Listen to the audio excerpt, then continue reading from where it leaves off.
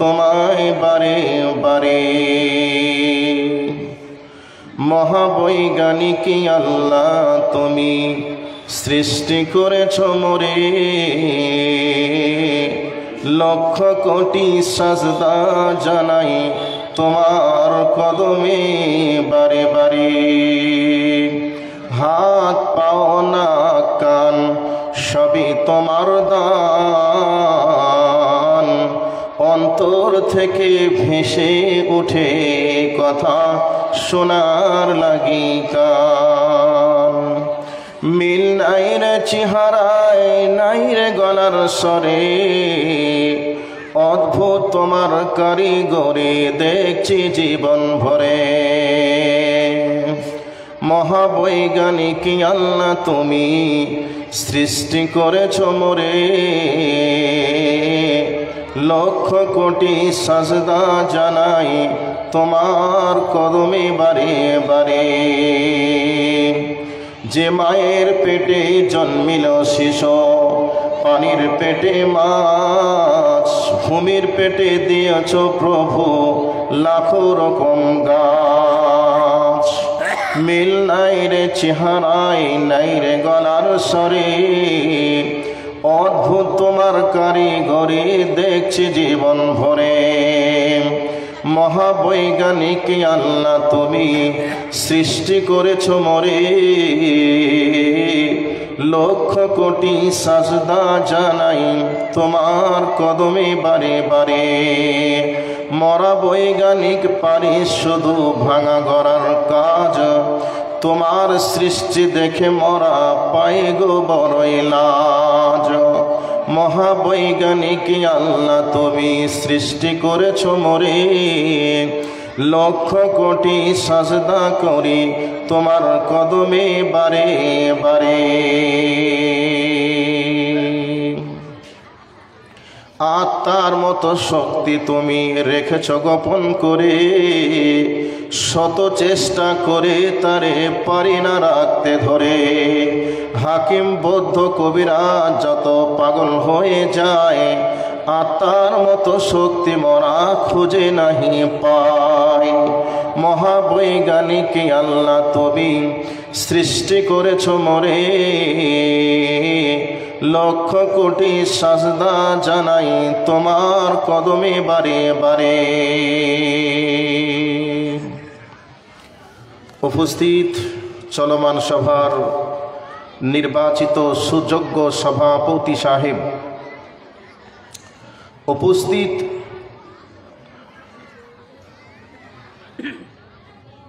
আকাশের তারকা সাদৃশ্য ওলামায়ে দ্বীন, সামনে বসে থাকা ইসলাম পিপাসিত শ্রোতা মণ্ডলী, পর্দার অন্তরালে অবস্থানরতা আমার জননীর জাতি মা ও বোনেরা, সমস্ত রকমের যিনি প্রশংসার দাবি রাখেন তিনার নামটা কি? একটু আওয়াজ দিয়ে বলুন তো, তিনার নামটা কি?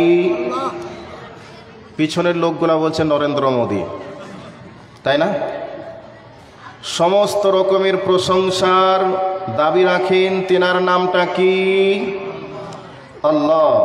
সে আল্লাহ পাকের শিখানো ভাষা থেকে একটি বাক্যের দ্বারাই প্রশংসা আদায় করি, সকলে উচ্চ আওয়াজে বলি আলহামদুলিল্লাহ। তার পরে পরে হাসরের মাঠে পাপীদের ত্রাণ কর্তা, মুক্তির দিশারি, মা আমিনার লাল মরুর দুলাল, আশরাফুল আম্বিয়া সরওয়ারে কায়না নবী মুহাম্মদুর রাসূলুল্লাহ সাল্লাল্লাহু আলাইহি ওয়াসাল্লামের উপর আল্লাহুম্মা আমিন। আল্লাহুম্মা সাল্লি আলাই, আল্লাহুম্মা বারিক আলাই। আজকে আমার বক্তব্যের বিষয়টি আলাদাভাবে একটু বলার চেষ্টা করব, কারণ আমরা যারা বক্তা আজকে বক্তা জগতে রয়েছি, আমাদের ভান্ডারে কি আছে না আছে, আমরা কোন স্টাইলে বলি না বলি, জালসার স্টেজে আসার পূর্বে আপনারা সব শুনে ফেলেন। তার পাশাপাশি আমরা কোন স্টাইলে অ্যাটিটিউডে বলি সেগুলিকেও আপনারা জেনে যান, তাই কি না? কারণ সোশ্যাল মিডিয়ার যুগ, প্রত্যেকের হাতে হাতে একবারে মিডিয়া পকেটে পকেটে। নাম হ্যান্ডবিলে দেখার সাথে সাথে সেটাকে সার্চ করে কোথায় কি আছে না আছে সব শোনা হয়ে যায়, এবং কে কেমনভাবে কোন স্টাইলে বলে সেটাও আপনারা জেনে যান।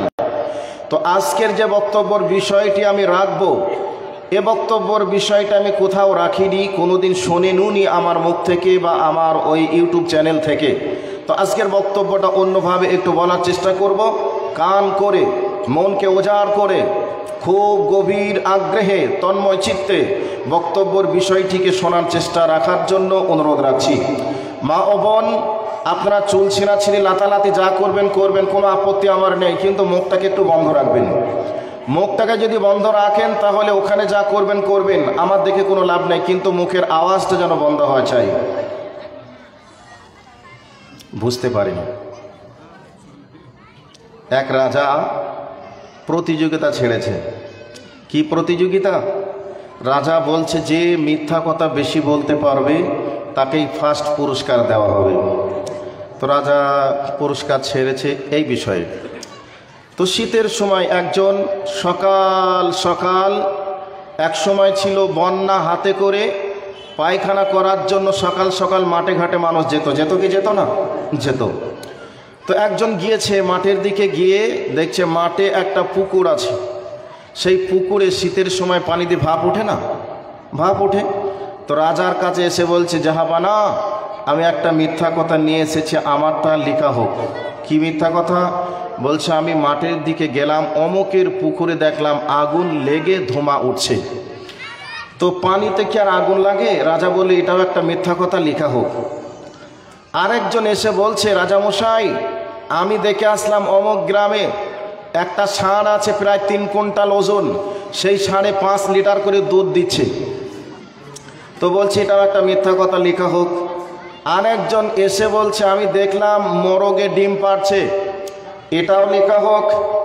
শেষে একজন এসে বলছে, রাজামশাই, আমি তো লেট করে ফেলেছি, নির্ধারিত সময়ে আসতে না পারার কারণে আমি দুঃখিত, কিন্তু আমি যে মিথ্যাটা নিয়ে এসেছি এটা কি আপনি লিখবেন? রাজামশাই বলছে, আরে সবাই তো বড় বড় মিথ্যা কথা বলেছে, কেউ বলছে মোরগে ডিম পাচ্ছে, কেউ বলছে ষাঁড়ে দুধ দিচ্ছে, কেউ বলছে পুকুরে আগুন লেগেছে, তুই আবার কি মিথ্যা কথা বলবি? শেষবেলায় বলছে, রাজামশাই, আমি রাস্তা দিয়ে আসছিলাম, আস্তে আস্তে দেখলাম 5 জন মহিলা একই জায়গায় দাঁড়িয়ে আছে, চুপচাপ দাঁড়িয়ে আছে, কোনো সাউন্ড তাদের মুখ থেকে আমি পেলাম না, চুপচাপ দাঁড়িয়ে আছে।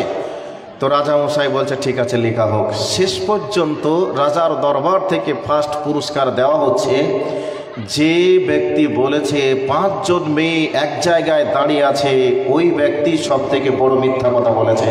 কারণ 5টা মেয়ে এক জায়গায় বসে থাকবে, চুপচাপ থাকবে, এটা অসম্ভব, হতেই পারে না। কাজে আজকে ফার্স্ট পুরস্কার তাকেই দেওয়া হলো যে ব্যক্তি বলেছে 5 জন মেয়ে এক জায়গায় বসে দাঁড়িয়ে আছে, কোনো সাউন্ড নেই, কথা বলছে না। তো 5 জন মেয়ে, এখানে আজকে 200-400 মেয়ে এসেছে, 5 জায়গার 5 রকম মেয়ে এসেছে, কেউ বোনকে ডেকেছে, কেউ মাকে ডেকেছে, কেউ খালাকে ডেকেছে। অনেক দিন পরে সাক্ষাৎ, তারা তো গল্প গুজব করবে, তাদের মনের ভাব প্রকাশ করবে, কার স্বামী কেমন, কার ভাই কেমন, তাকে কে কেমন দেখে, সব আজকে কান একবারে মন খুলে কানে মুখ লাগিয়ে বলবে। 2-4 ঘন্টা বলার পরে বলবে, বোন ঠিক আছে, আবার বনে বনে যে কবে দেখা হবে জানি না, তো পেটের কথা পেটেই থাকলো, আবার যদি কোনো দিন দেখা হয় তবেই বলবো। 4 ঘন্টা সাক্ষাৎ করে গল্প করার পরে এ কথা মেয়েরা বলে কি বলে না? তবে এখানকার মেয়েরা সবই ভালো, এটা আমার এলাকার কথা বলছি, আশা করি আপনাদের দেশের মেয়েরা বা মা বোনেরা এমনটা নয়। ওরা একেবারে ফাতেমা রাদিয়াল্লাহু তাআলা আনহার মতো খুবই পর্দাশীল, খুব ভদ্র মানুষ, কোনো রকমের সমস্যায় থাকে না, কোনো রকমের পরনিন্দা পরচর্চা গীবতে থাকে না, একেবারে তারা তাসবিহ ছাড়া কিচ্ছু বলে না। এমনটাই আপনাদের এলাকার মা বোনরা হতে পারে। তো সেই জন্য মা বোন, আপনাদের মান আছে, সম্মান আছে, আপনারা খুব ভদ্র মানুষ, সেই জন্য আপনাদেরকে বলছি একটু মুখটাকে বন্ধ রেখে কানকে খোলা রেখে কথাগুলিকে শোনার চেষ্টা করুন, ইনশাআল্লাহ আপনাদের জন্য কিছু উপকার হবে বলে মনে করছি। আপনার কেউ কি বিরক্ত হচ্ছে? বিরক্ত হননি তো? আচ্ছা, আমি আপনাদের কাছে কোরআনুল কারীমের কয়েকটি আয়াত পড়েছি। সর্বপ্রথম একটা আয়াতের তাফসীর করি ছোট্ট করে।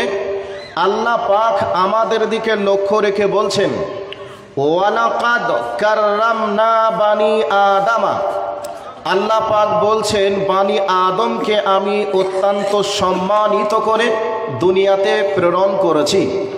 তাহলে আল্লাহর ভাষা অনুযায়ী আমরা বুঝতে পারলাম আমরা হলাম সম্মানিত। কোরআনের অন্য আয়াতের মধ্যে আল্লাহ পাক বলছেন লাকাদ খালাকনাল ইনসানা ফি আহসানি তাকওয়িম, আমি আল্লাহ তোমাদেরকে অত্যন্ত সুন্দর করে সৃষ্টি করেছি। একদিকে আল্লাহ বলছেন যে আমি অত্যন্ত সম্মানিত করে সৃষ্টি করেছি, আর একদিকে বলছেন যে আমি অত্যন্ত সুন্দর করে সৃষ্টি করেছি।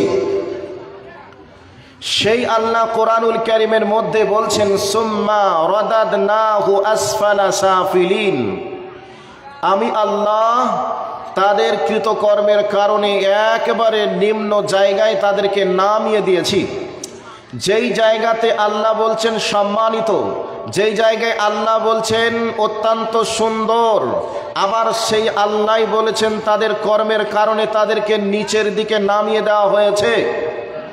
তাহলে এই তিনটে কথা আপনাদেরকে বললাম, একটু এই জায়গাটাকে একটু সাইডে রেখে এবার আমি এই জায়গাতে কয়েকটি কথা আপনাদেরকে অ্যাড করছি। এরপরে আল্লাহ সুবহানাহু ওয়া তাআলা তিনি সূরাতুল আদিয়ার ভিতরে বলছেন ইন্নাল ইনসানা লিরাব্বিহি লাকানুদ, নিশ্চয় মানুষ তার প্রভুর কৃতজ্ঞ প্রকাশের ব্যাপারে তারা অকৃতজ্ঞ। আল্লাহ বলছেন তার প্রভুর, তার রবের কৃতজ্ঞ প্রকাশের ব্যাপারে মানুষ অকৃতজ্ঞ। এই কথাটা বলার আগে আল্লাহ পাক 5খানা জিনিসের কসম খেয়েছেন। মানুষ কখন কসম খায়? কে বলতে পারবেন মানুষ কখন কসম খায়? কোনো জিনিসকে সত্যতার দৃঢ়তা প্রমাণ করার জন্য মানুষ কসম করে। আমরা অনেকে বলে থাকি মায়ের কসম করে বলছি, আল্লাহর কসম করে বলছি, বাপের কসম করে বলছি, মসজিদের কসম করে বলছি, আবার কেউ কেউ বলবে 2 চোখের কসম করে বলছি। বলে কি বলে না? বলে।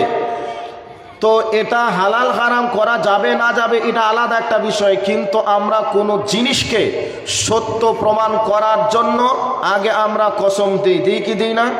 তো আল্লাহ বলেছেন যে আমার কসম বাদ দিয়ে কারোর কসম করা যাবে না। চোখের কসম, মায়ের কসম, বাপের কসম, মসজিদের কসম, রসুলের কসম, এগুলিকে আল্লাহ নিষেধ করেছেন। যে আল্লাহ বাদ দিয়ে, আল্লাহর কসম বাদ দিয়ে অন্যের নামে কসম করবে সে ব্যক্তি শিরক করবে, এ কথা রসুল বলেছেন।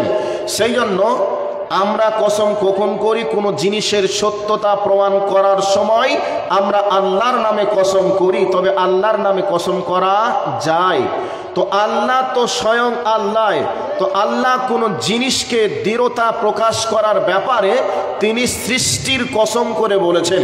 কোনো সময় সূর্যের কসম, কোনো সময় আল্লাহ সময়ের কসম, কোনো সময় চন্দ্রের কসম, কোনো সময় আরও কিছুর কসম করে আল্লাহ কোনো জিনিসের সত্যতা দৃঢ়তা প্রমাণ করতে গিয়ে তিনি কসম করেছেন। তো এবার আল্লাহ পাক সূরাতুল আদিয়াতে 5টি জিনিসের কসম করলেন। কি? ওয়াল আদিয়াতি যবহা, আল্লাহ পাক বলছেন ওই অশ্বের বা ওই প্রাণীর কসম করে বলছি যেই প্রাণী ঊর্ধ্ব শ্বাসে চলমান, ঊর্ধ্ব শ্বাসে যেই প্রাণী চলে। ঘোড়া, ওট দ্রুত গতিতে যখন চলে তখন তারা মোটা মোটা নিঃশ্বাস ফেলে। আমরা দেখি গরু, মহিষ তারা যখন ক্লান্ত হয়ে যায়, কাজ করে করে যখন হাঁপিয়ে যায়, তখন এরকম করে নিঃশ্বাস নেয় কি নেয় না? নেয়। তো এবার উট, ঘোড়া, এখানে আল্লাহ উটের কথা উল্লেখ করেছেন। উট মরুভূমির ভিতরে দ্রুত গতিতে যখন চলে তখন মোটা মোটা শ্বাস ফেলে। তো আল্লাহ পাক বলছেন ওই অশ্বের কসম করে আমি আল্লাহ বলছি যেই অশ্বের মোটা মোটা শ্বাস গ্রহণ করে। নাম্বার 2, আল্লাহ পাক তারপরে বলছেন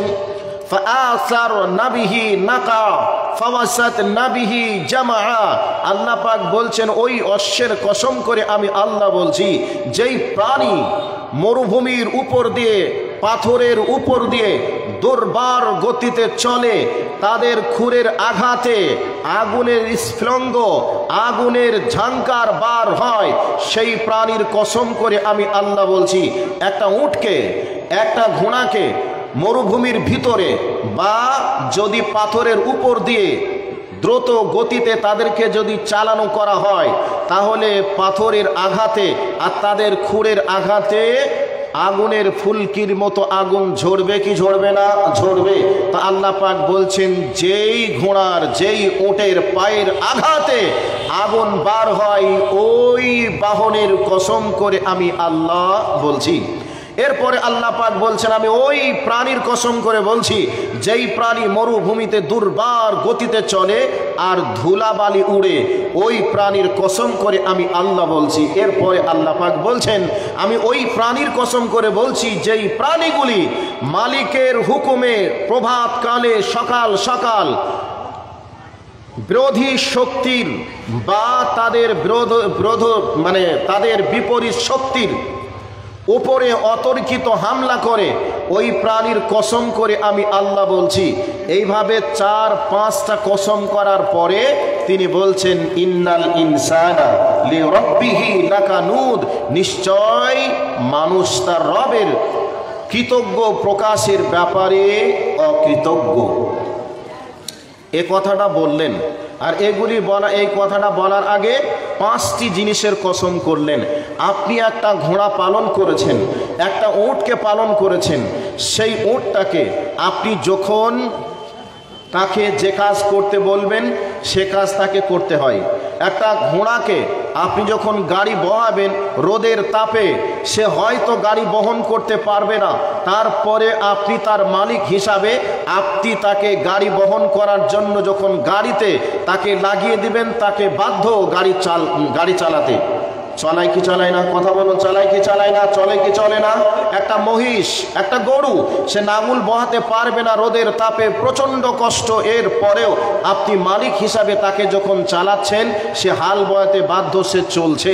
তো আল্লাহ পাক বলছেন, মরুভূমির ভিতর দিয়ে একটা উট দুর্বার গতিতে চলে, ঘোড়া দুর্বার গতিতে চলে, এমন গতিতে চলে তাদের পায়ের আঘাতের সঙ্গে আগুন বার হয়, তাদের পায়ের আঘাতের সঙ্গে সঙ্গে ধুলাবালি উড়ে মরুভূমি একেবারে অন্ধকার হয়ে যায়। এই জিনিসগুলির কসম আল্লাহ কেন করেছেন? তা আল্লাহ বলতে চেয়েছেন, আমি তাদেরকে যে জন্য সৃষ্টি করেছি, সেই জন্য তার মালিক তাদেরকে যেভাবে চলতে বলে তারা সেভাবে চলে। মালিক যদি বলে আরো জোরে, আরো জোরে, এইরকম আওয়াজ দেবে, উট আরো জোরে চলবে, ঘোড়া আরো জোরে চলবে। যেভাবে তাদেরকে চলতে বলবে তারা সেভাবেই চলবে। সকাল সকাল ভোর ভোর প্রভাতকালে, মানে তার বিরোধী শক্তির উপরে আক্রমণ করার জন্য তাকে যখন বলবে, সে ভোরবেলায় বলবে না যে আমি এখন ঘুমিয়ে আছি, আমার চোখের ঘুম ছাড়ি নাই, আমি এখন যেতে পারবো না, এ কথা বলে না। বরং তার মালিক তাকে যেভাবে যখন বলে, তার মালিকের আদেশ অনুযায়ী সে তখন চলে। চলে কি চলে না? চলে। তো আল্লাহ পাক এগুলি বলার পরে বলছেন, ইন্নাল ইনসানা লিরাব্বিহি লাকানুদ, নিশ্চয় মানুষ তার প্রভুর কৃতজ্ঞ প্রকাশের ব্যাপারে অকৃতজ্ঞ। এবার এই জায়গাটাকেও সাইড করলাম। এবার আর একটা আয়াতে চলে আসি। আল্লাহ পাক বলছেন, ইউসাব্বিহু লিল্লাহি মা ফিস সামাওয়াতি ওয়া মা ফিল আরদি, আল্লাহ পাক বলছেন, আসমান এবং জমিনে যা কিছু আছে সবই আল্লাহর প্রশংসা আদায় করে। এবার আমার মুরব্বী বসে আছেন পাশে, এই মুরব্বীকে জিজ্ঞাসা করব, আপনারাও অনেকে আছেন তো, আপনারা একটু দূরে আছেন, আপনাদেরকে বলবো না, মুরব্বী সাহেব বসে আছেন, তারপরে আজকে সবার সভাপতি হিসাবে দায়িত্ব পালন করছেন, এই জন্যে ওনাকে সাক্ষী রেখেই কথাগুলি বলবো।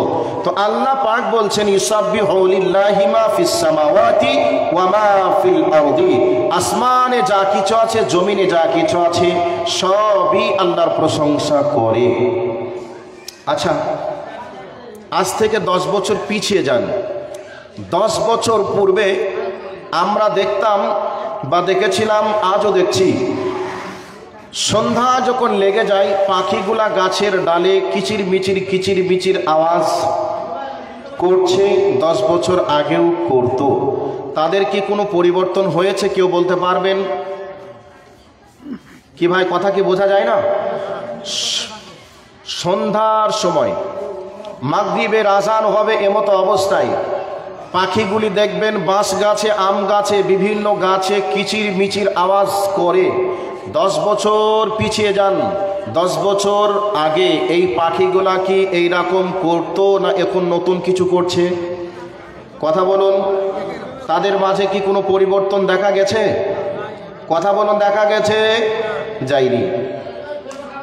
মহিষগুলাকে আমরা দেখেছি 10 বছর পূর্বে, আমরা দেখেছি মহিষগুলাকে মাঘ মাসের শীতেও তাদেরকে নাঙল বহানো হতো, মাঘ মাসের শীতেও তাদের গোসল দেওয়ানো হতো। আজ 10 বছর পরেও তাদেরকে নাঙল বহানো হয়, তাদেরকে গোসল দেওয়া হয়। তাদের মাঝে কি কোনো পরিবর্তন লক্ষ্য করা গেছে? কথা বলুন, গেছে? যায়নি। এবার 10 বছর পূর্বের মানুষগুলি আর বর্তমান সময়ের মানুষগুলির মাঝে পরিবর্তন এসেছে কি না একটু আওয়াজ দিয়ে বলুন তো, এসেছে কি না? কথা বলুন ভাই, এসেছে কি না? এসেছে। আসসালামু আলাইকুম। হ্যালো হ্যালো, এই মঞ্জুর ভাই, এটা জমিয়তে অফিস থেকে, কলকাতা থেকে ফোনটা এসেছে, দেখুন কথা বলুন তো। সিদ্দিকুল্লাহ পিএ ফোন করেছে, দেখুন লাগান দরকার হলে বলুন, বক্তব্য আছে। তো 10 বছর পূর্বের মানুষের পরিবর্তন, 10 বছর পূর্বে মানুষগুলি যেমন ছিল বর্তমান সময়ের মানুষগুলি কি তেমন আছে? একটু কথা বলা লাগবে, আছে? আচ্ছা ভাই, আপনাদের বিরক্ত লাগছে নাকি? কথা কি ঠিক আছে? তো 10 বছর পরে আমরা আমাদের অনেক কিছু পরিবর্তন দেখতে পাচ্ছি কি পাচ্ছি না? পাচ্ছি। এবার চলে আসুন, আরো 10 বছর পিছিয়ে যান। জঙ্গলে বাঘ আছে, সিংহ আছে, হরিণ আছে, এই ধরনের প্রাণীগুলিকে আমরা দেখেছি। আচ্ছা বলুন, 10 বছর পূর্বে বা 20 বছর পূর্বে মানে আপনার বাঘে কি খেত? ভাই একটু কথা বলুন, বাঘে কি খেত? বাঘে মাংস খেত, এক কথায়। আজকের দিনে বাঘ মাংস বাদ দিয়ে অন্য কিছু খায় না মাংসই খায়? কথা বলুন না কেন ভাই? মাংসই খায়, তাই না? মাংসই খায়। আচ্ছা, হরিণগুলি 10 বছর পূর্বে তারা ঘাস খেত, আজকের দিনে তারা কি বলছে যে আমরা তৃণভোজী প্রাণী, আমরা ঘাসপালা অনেক কিছু খেয়েছি, আজ থেকে আমরা এগুলি আর খেতে পারবো না, আজ থেকে আমরা মাছ মাংস খাবো, এমন কথা বলেছে? বলেছে? বলে নাই। আচ্ছা বলুন, 10 বছর পূর্বে মানুষ কি এত নিষাদার দ্রব্য পান করত? 10 বছর পূর্বে এত কি মানুষ সুদ ভক্ষণ করত? 10 বছর পূর্বে নারীদের বেহাপনা কি এমন ছিল না এর থেকে কম ছিল? কথা বলুন না কেন, কম ছিল না এমনই ছিল? ছিল না। 10 বছর আগে অনেকটা ভালো ছিল। 10 বছর আগে মানুষ এত সুদ খেত না, 10 বছর আগে মানুষ এত নিষাদার দ্রব্য পান করত না যত নিষাদার দ্রব্য বর্তমান সময়ে পান করছে। 10 বছর পূর্বে মা বোনরা এত বেহাপনা করত না, 10 বছর পূর্বে মানুষ এত সুদ ভক্ষণ করত না। তার জন্যই আল্লাহ সুবহানাহু ওয়া তাআলা তিনি বলছেন, ইন্নাল ইনসানা লিরাব্বিহি লাকানুদ, নিশ্চয় মানুষ তার প্রভুর কৃতজ্ঞ প্রকাশের ব্যাপারে অকৃতজ্ঞ। পৃথিবীতে যত প্রাণী আছে আল্লাহ সুবহানাহু ওয়া তাআলা তাদেরকে যেভাবে সৃষ্টি করেছে, যাদের রুজি যেগুলাকে নির্ধারণ আল্লাহ পাক করেছেন, সেই প্রাণীগুলি সেইভাবে চলছে, সেই প্রাণীগুলি সেই রুজির ওপরেই সন্তুষ্ট আছে। কেবলমাত্র মানুষ নামক এই প্রাণীটা আল্লাহর দেওয়া রুজির ব্যাপারে সন্তুষ্ট নয়। তারা নিজেরাই কিছু খাদ্য খাবার তারা বানিয়ে নিয়েছে, তারা বলছে এগুলি আমাদের আর ভালো লাগে না, আমরা এইগুলিকে খাবো। এতদিন বাপ দাদারা হালাল খেয়ে তারা কিছু করতে পারিনি, আজকে আমরা হারাম খেয়ে ইসরায়েলের ইহুদিদের থেকেও আমরা বেশি বড় ধনী হব। এই জন্যে তারা আজকে সুদের মতো জঘন্য পাপে তারা লিপ্ত হয়েছে। আজ থেকে 20 বছর পূর্বে আমার বাপ দাদারা এত নিষাদার দ্রব্য পান করিনি। বর্তমান সময়ের যুবকেরা নিষাদার দ্রব্য পান করে তারা বলছে হযরত আলীর থেকে আমি বেশি শক্তিশালী হব, হযরতে ওমরের থেকে আমি বেশি সাহসী হব, এবং আমি হযরতে ওসমানের থেকে বেশি পরহেজগার হব। এই জন্যে মাঝে মধ্যে মদের বোতল টানার পরে তারা বলে আমরা মৌলভী সাহেবদের থেকেও বড় ইমানদার, মৌলভী সাহেবদের থেকেও আমরা বড় পরেশগার, এই ধরনের কথা মাতালেরা বলে কি বলে না? ভাই কথা বলুন না কেন, বলে কি বলে না? আমার আল্লাহ এই জন্যই বলছেন ইন্নাল ইনসানা লিরাব্বিহি লাকানুদ, নিশ্চয়ই আমি আল্লাহ বলছি নিশ্চয়ই মানুষ তার প্রভুর কৃতজ্ঞ প্রকাশের ব্যাপারে তারা অকৃতজ্ঞ। আজকে আপনি দেখে নেন, আজ থেকে 20 বছর পূর্বে যেভাবে একটা পশু প্রাণী চলেছে, যেভাবে তারা যে খাদ্য খেয়েছে সেইভাবেই আজও তারা খাচ্ছে। পৃথিবী যতদিন থাকবে তারা সেভাবেই চলবে, সেভাবেই খাবে। কিন্তু এই আশরাফুল মাখলুকাত, সমস্ত মাখলুকাতের শ্রেষ্ঠ মাখলুক যার নাম আশরাফুল মাখলুকাত মানুষ, এই মানুষটাই কেবলমাত্র আল্লাহর দেওয়া রুজির ব্যাপারে সন্তুষ্ট নয়, আল্লাহর দেওয়া গাইডলাইনের উপরে তারা সন্তুষ্ট নয়। মানুষ রচিত গাইডলাইন, মানুষ রচিত অখাদ্য খেয়ে আজকে তারা দুনিয়ার বুকে চলে তারা শীর্ষ স্থান দখল করতে চায়। এখন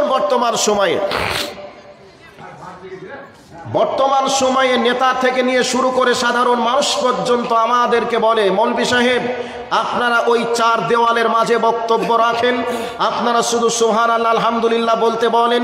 এগুলি বহুদিন থেকে আমরা করে আসছি, এগুলি আমরা বহুদিন থেকে শুনে আসছি, এরপরে আমরা তেমন কিছু আপনাদের কাছ থেকে পাইনি।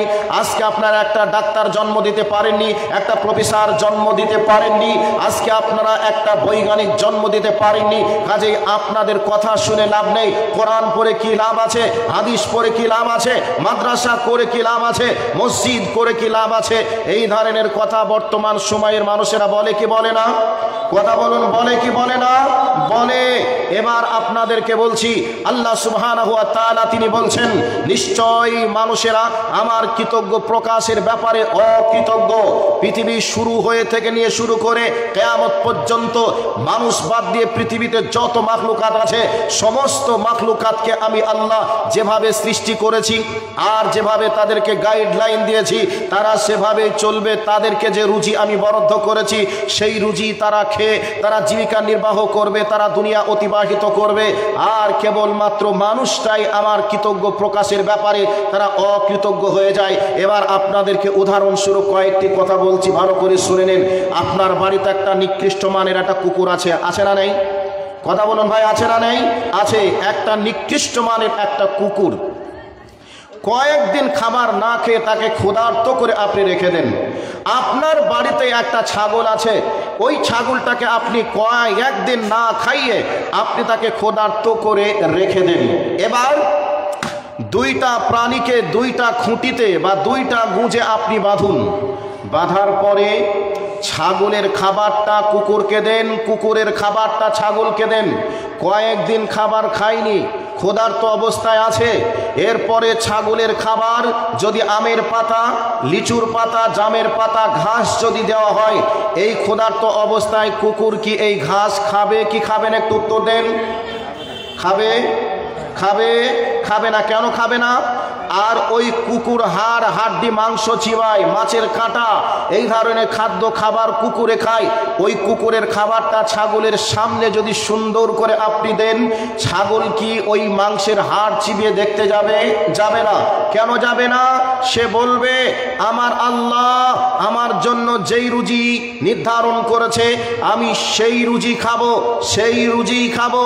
আল্লাহ আমার জন্য যে রুজি নির্ধারণ করে নাই সেই রুজি আমি খেতে যাব না। যার কারণে একটা কুকুরকে, একটা ছাগলকে যদি আপনি ক্ষুধার্ত অবস্থাতে রেখে দুইজনের খাবারকে যদি অল্টারনেট করে দেন, না খেয়ে মারা যাবে, তারপরেও সে খাবারে মুখ লাগিয়ে দেখতে যাবে না। তার মানে সে বলবে আমার আল্লাহ এটা আমার জন্য হালাল করে নাই, এটা আমার জন্য হারাম।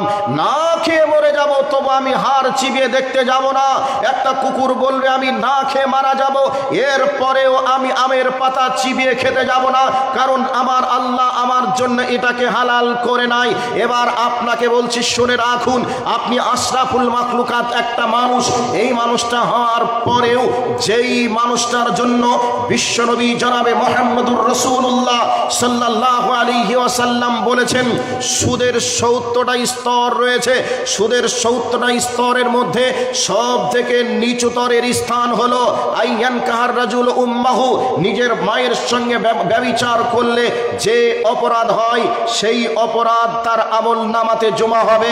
যদি সুদের 1 টাকা কেউ ভক্ষণ করে, এটা মানুষ জানার পরেও আজকে মুসলমান যারা দাবি করে, শিক্ষিত সমাজ আশরাফুল মাখলুকাত হওয়ার পরেও, আজকে এই মানুষ নামক প্রাণীটা আশরাফুল মাখলুকাত হওয়ার পরে, এরপরে মুসলমান হওয়ার পরেও, এরপরে আহলে হাদিস দাবি করার পরেও আজকে সুদের সঙ্গে সম্পর্ক রেখেছে কি রাখি নাই? কথা বলুন, রেখেছে কি রাখি নাই? রেখেছে। তাহলে একটা ছাগলের কাছে 4 ঘন্টা টিউশন পড়তে হবে কি হবে না? একটা ছাগল সে কয়েকদিন না খেয়ে আছে, এরপরেও সে একবার হাড়ে মুখ লাগিয়ে চিবিয়ে দেখলো না, কেন? তার জন্য আল্লাহ এটাকে রুজি হিসাবে নির্ধারণ করিনি বলেই আজকে সে না খেয়ে শুকিয়ে থাকবে, মরে যাবে, এরপরেও সে হাড় চিবাতে যাবে না। আপনি একজন মুসলমান, পানির পেটে মাছ যদি রুজি পায় আশরাফুল মাখলুকাত হওয়ার পরে, এত বড় জমিনটাকে আল্লাহ প্রশস্ত করে রেখে দিয়েছেন, এরপরেও আপনি কি না খেয়ে মারা যাবেন? না খেয়ে মারা যাবেন এই বিশ্বাসের কারণে আপনি 2 তলা 3 তলা বাড়ি বানাতে পারবেন না। এর কারণে আপনি আজকে সুদের মতো জঘন্যতম অন্যায়ের সঙ্গে আপনি লিপ্ত হয়েছেন। হয়েছেন কি হয়নি? ভাই আপনাদের বিরক্ত লাগছে মনে হচ্ছে। ইনজেকশন নিতে গেলে তো একটু কষ্ট হয়, তাই না? আর কষ্ট হয়, তারপরে রোগ সারে। তো আমি যে কথাগুলি বলছি এটা ইনজেকশনের মতন গায়ে প্যাক প্যাক করে ভুগছে, তারপরেও আপনি জানবেন যে এটা আপনার উপকার হবে। এবার আপনাকে বলি, সুদের কত বড় অপরাধ বললাম, আর একটা কোরআনের আয়াত বলি। আল্লাহ পাক বলছেন ইয়ামহাকুহুল্লাহুর রিবা ওয়া ইউরবিয়াস সাদাকা। আল্লাহ পাক বলছেন মানুষ মানে সুদ মানুষের সম্পদকে সংকুচিত করে, সুদ মানুষের সম্পদকে ধ্বংস করে, আর সাদাকা মানুষের সম্পদকে বর্ধিত করে। এ কথাটা আমার নয়, এটা আল্লাহর কথা। অথচ আমরা নগদ দেখতে পাই সুদ খেলে মানুষের সম্পদ বাড়ে, আর সাদকা করলে মানুষের সম্পদ কমে। কেমন? আপনার পকেটে ছিল 100 টাকা, যদি 10 টাকা দান করে দেন তাহলে আপনার পকেটে দাঁড়াবে কয় টাকা? 90 টাকা। তাহলে 10 টাকা কমে গেল। আর আল্লাহ বলছেন সাদকা করলে, দান করলে সম্পদ বাড়ে। আর আল্লাহ বলছে সুদ খেলে মানুষের সম্পদ ধ্বংস হয়, কমে যায়, সংকুচিত হয়ে যায়। তাহলে আপনি মার্কেটে এক্ষুনি 1000 টাকা দিয়ে দিলেন, আর আপনি বললেন শতকরা 2.5 টাকা সুদ লাগবে, বা আমি উদাহরণস্বরূপ বলছি যে 1 মাস পরে 1000 টাকায় 50 টাকা লাগবে বা সুদে দিতে হবে। তাহলে 1 মাসে আপনার কাছে ছিল কত? 1000 টাকা। 1 মাস পরে আপনার কাছে দাঁড়াবে 1050 টাকা। তাহলে আপনি নগদ এখানে লাভ দেখলেন, আর এখানে নগদ আপনি লস দেখলেন। অথচ আল্লাহ বলছেন সুদ খেলে মানুষের সম্পদ সংকুচিত হয়ে যায়, ধ্বংস হয়ে যায়, আর দান সাদকা করলে মানুষের সম্পদ বেড়ে যায়। আল্লাহ যে কথা বলেছেন, এই আল্লাহর কথাটা নগদ মিথ্যা, এটা বোঝা যাচ্ছে, তাই না? কি ভাই, মিথ্যা মনে হচ্ছে? মিথ্যা মনে হচ্ছে না তো? যদি মিথ্যা মনে না হয়, যদি বিশ্বাস করেন, তাহলে এ তাফসিরে আমি যাচ্ছি না, ব্যাখ্যা বিশ্লেষণে যাচ্ছি না। যদি ব্যাখ্যা বিশ্লেষণে যাই, এখান থেকে আমার টাইমটা পাস হবে। ভাই আমার কথা কি আপনাদের খারাপ লাগছে? উঠছেন কেন? না প্রস্রাব পায়খানায় যাচ্ছেন? আপনাদের সুরের এলাকা, তাই না? সুর শুনতে ভালো লাগছে, তাই না? কথা কি বোঝা যাচ্ছে তো? এবার চলে আসুন, আপনি মানুষ, আপনাকে যদি আপনার বিবি আজকের খাবার কাল সকালে দেয়, আর খাবারটাই যদি একটু গ্যাস ওঠে, আপনার স্ত্রী যখন আপনাকে খেতে দেবে, আপনার চোখটা কি চোখের এই জায়গায় থাকবে না কপালে উঠবে? কপালে উঠবে না? বরং আপনি তাকে বলবেন, হারে শ্বশুরের বেটি, আমি তোকে বিয়ে করে নিয়ে এসেছি, আমার খাবি আর আমার পড়বে, আর আমাকে তুই বাসি পান্তা খাওয়াবি? একথা বলে আপনার বিবিকে আপনি গালি দিবেন। দিবেন কি দিবেন না? দিবেন। তাহলে বাসি খাবার আপনি খাবেন না কেন? একটু গ্যাস হয়েছে এই জন্য। আচ্ছা, যে পোশাকটা আপনাকে পরে আপনাকে ভালো লাগে না, ওই পোশাকটা আপনাকে যদি পরতে দেয়, আপনি কি ওই পোশাকটা পরবেন? কেন পরবেন না? যে পোশাকটা পরে আমাকে আনস্মার্ট লাগছে, আমাকে ভালো লাগছে না, এই জন্য আমি এই পোশাকটা পরবো না। তাহলে ভালো না হলে খাবেন না, আর ভালো না লাগলে আপনি পরবেন না। এবার আপনাকে বলছি, আচ্ছা যেই মানুষটা সুদ খায় ওই মানুষটাকে সমাজের লোক ভালো বলে না খারাপ বলে? ভাই উত্তর দেন, ভালো বলে না খারাপ বলে? খারাপ বলে। তারপরেও মানুষ সুদ খায়, খায় কি খায় না? খায়। আচ্ছা বলুন, যেই মানুষটা নিশাদার দ্রব্য পান করে, এক কথায় মদের কথা বলছি, মদ যদি কেউ খায় তার সঙ্গে কেউ কি বিটির বিয়ে দেবে? কথা বলুন, বিটির বিয়ে দেবে? যেই লোকটা মদ খেয়ে পায়খানার কাছে ক্যাচড়া আড়টে পড়ে থাকে, ওই ব্যক্তির যদি 1 কোটি টাকা কেন 10 কোটি টাকার মালিকও হয়, ওই ব্যক্তি যদি প্রতি মাসে 1 লক্ষ টাকা ইনকাম করে, এরপরে ওর সঙ্গে কেউ কি মেয়ের বিয়ে দেবে? কথা বলুন, দেবে? কেউ কোনো মেয়ে কি স্বেচ্ছায় ওই ছেলের সঙ্গে বিবাহ করতে চাইবে?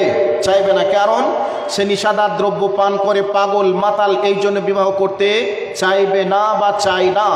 এবার আপনাদেরকে বলছি, আচ্ছা বলুন, একটা মানুষ নিশাদার দ্রব্য পান করে, এই নিশাদার দ্রব্য পান করার কারণে তার মানুষের কাছে মান সম্মান বাড়ে না কমে? কথা বলুন, বাড়ে না কমে? কমে, বাড়ে না। এবার আর একটা পয়েন্ট এখানে অ্যাড করছি, কোনো মানুষ নিশাদার দ্রব্য পান করে, তার মধ্যে বিড়ে বলুন, সিগারেট বলুন, গুল বলুন, তেরেঙ্গা বলুন, এই জিনিসগুলি যখন মানুষ ভক্ষণ করে, ওই মানুষগুলির মুখ থেকে দুর্গন্ধ বার হয় কি হয় না? কথা বলুন, বার হয় কি হয় না? বার হয়। এরপরেও মানুষ নিশাদার দ্রব্য পান করে। এবার আপনাকে বলছি, ভালো করে কান করে শুনে নেন। আপনার বাড়িতে একটা গরু আছে, আপনার বাড়িতে একটা ছাগল আছে, ওই ছাগলটাকে যদি আপনি একটা বিড়ে মুখে লাগিয়ে দেন, ছাগলটা কি বিড়ে টানবে? আপনার বাড়িতে একটা কুকুর ছিল, কুকুরের কথা আগেই বললাম, ছাগলের খাবারটা যদি কুকুরকে দেওয়া হয়, কুকুরের খাবারটা যদি ছাগলকে দেওয়া হয়, না খেয়ে মরে যাবে, এরপরে মুখ লাগিয়ে দেখবে না। তো আল্লাহ সুবহানাহু ওয়া তাআলা তিনি বলছেন, ইয়া আইয়ুহাল্লাযীনা আমানু কুলু, আল্লাহ পাক বলছেন, হে ঈমানদারগণ, তোমরা পান করো পবিত্র, তোমরা পান করো হালালান তাইয়্যিবা, তোমাদের জন্য আমি আল্লাহ যেগুলি হালাল করেছি এবং পবিত্র করেছি, ওই হালাল পবিত্র জিনিসগুলি তোমরা পান করো, এ কথা আল্লাহ বলছেন। এবার আপনাদেরকে বলছি, নিশাদার দ্রব্য পান যারা করে, এই সমস্ত জিনিসগুলিকে হালাল মনে করে না হারাম মনে করে?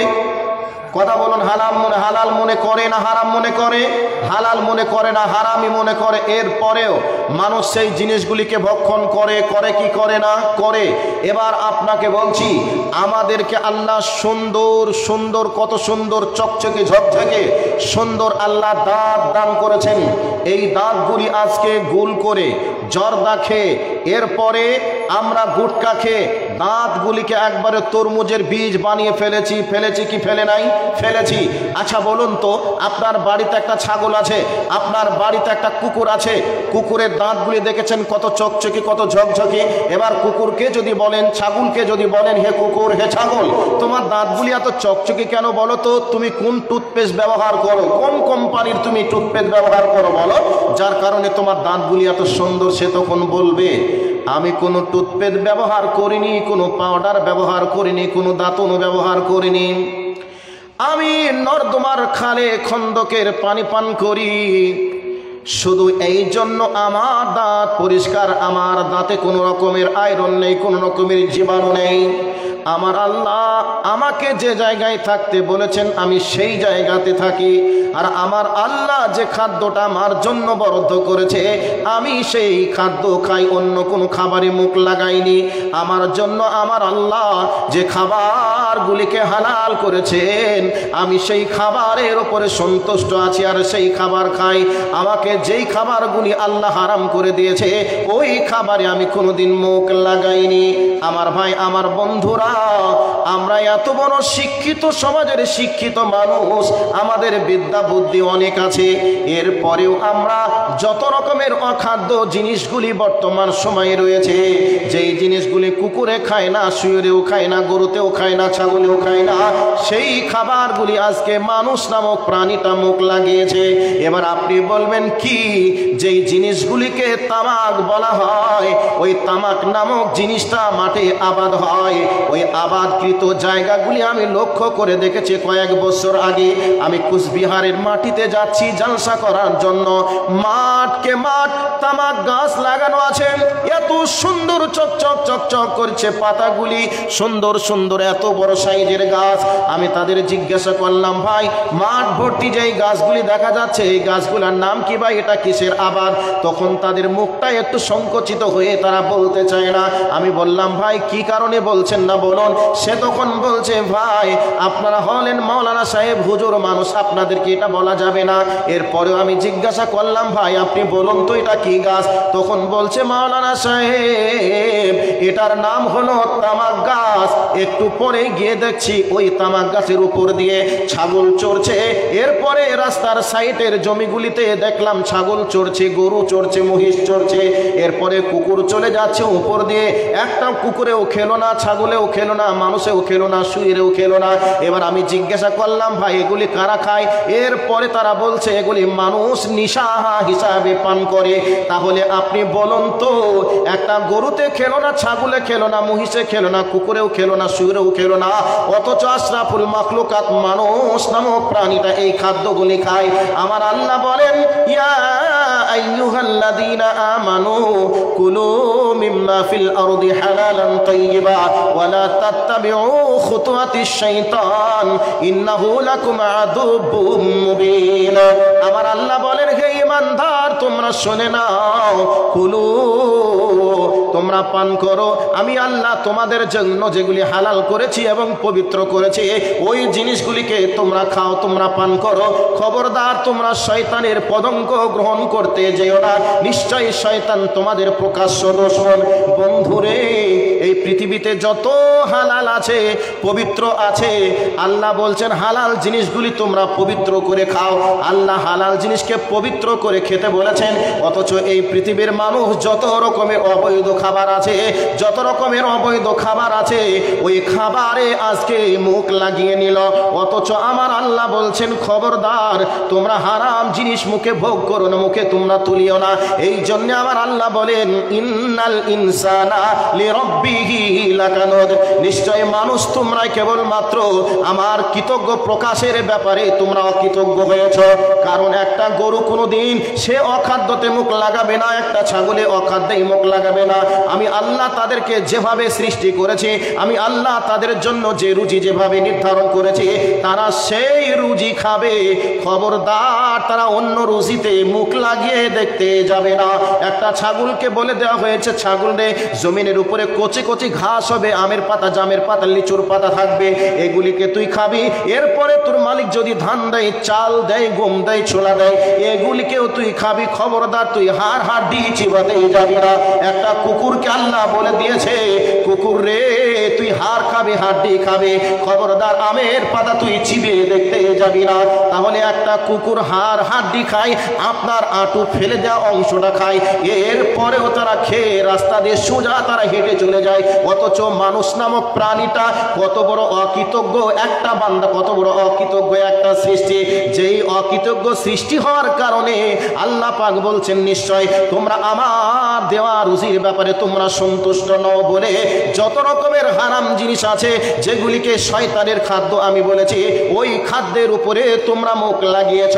একটা মানুষ আজকে হিরোইন খায়, একটা মানুষ আজকে বিড়ি, গুল, তেরেঙ্গা, জর্দা, গুটকা, এত রকমের নিশাদার দ্রব্য পান করে আজকে কুকুর সোজা হয়ে হাঁটে।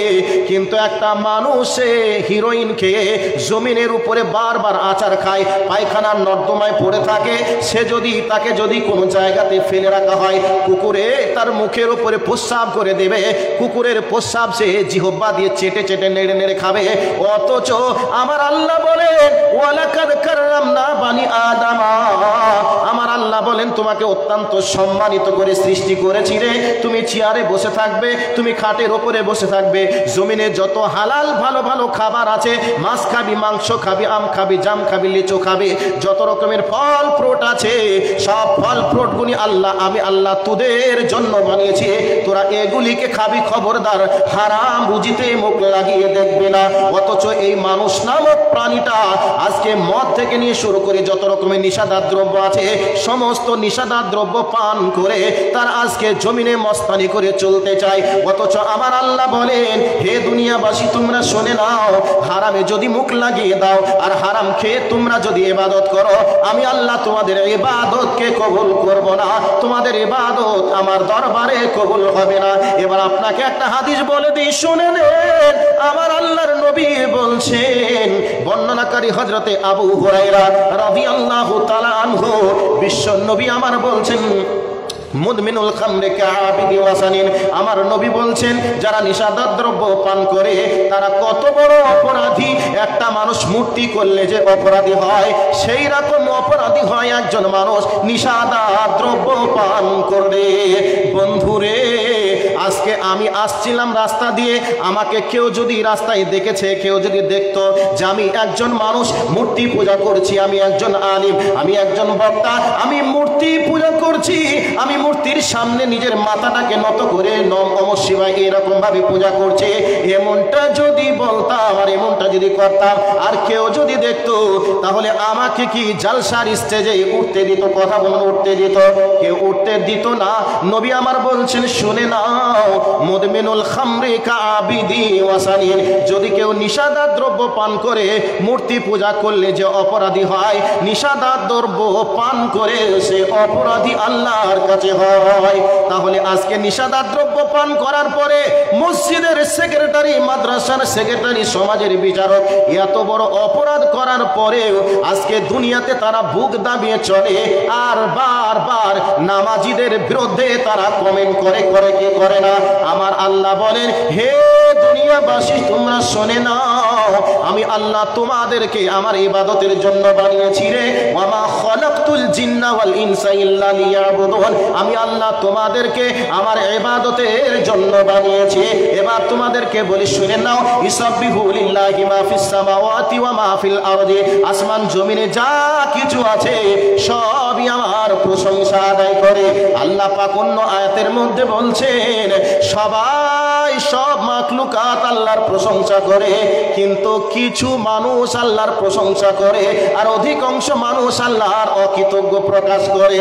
বন্ধুরে, এত বড় এই প্রাণী, এই এত বড় জমিনের উপরে আল্লাহ যত খাবারকে হালাল করেছে, এই খাবারগুলি খেয়ে আল্লাহ বলছেন তোমরা আমার শুকরিয়া আদায় করো, প্রশংসা করো, খবরদার তোমরা হারাম খেতে যাবে না। সুদ খাচ্ছে গো।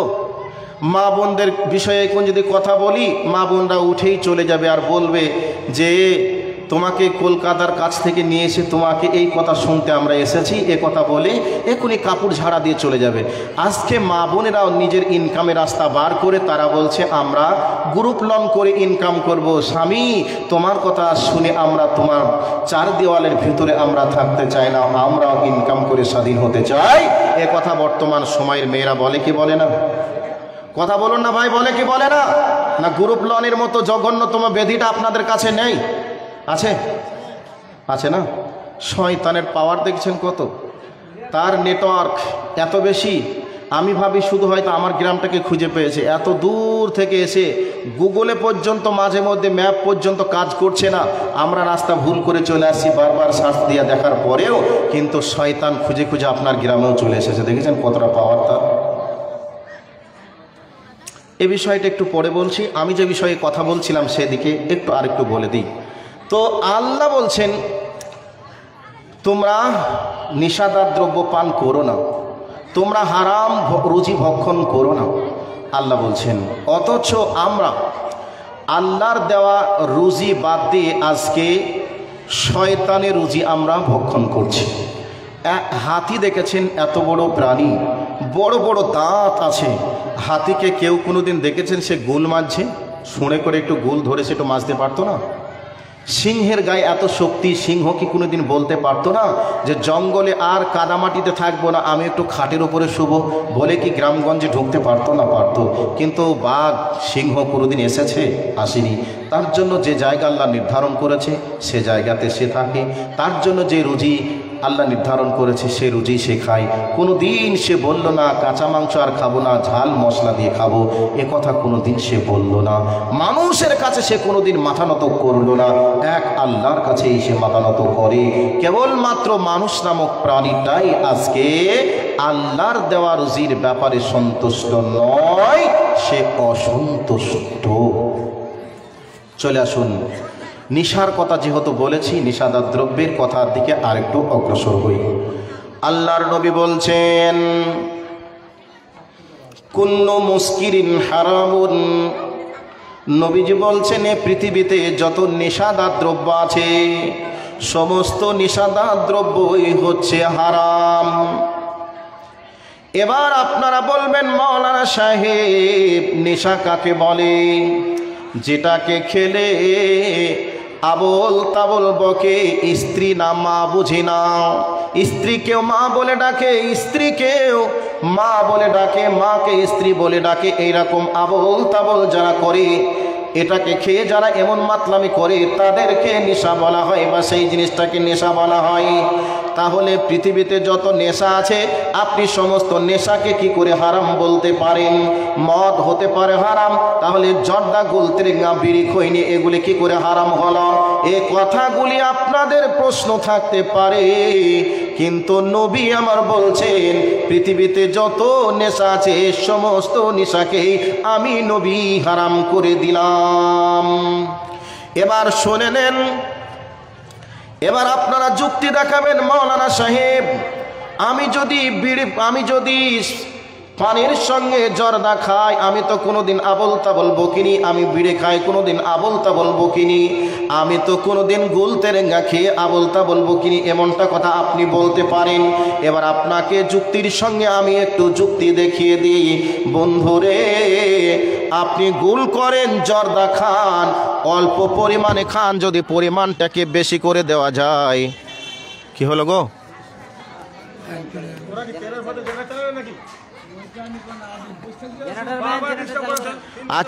আচ্ছা লাইন গেছে, একটু ধৈর্য ধরুন।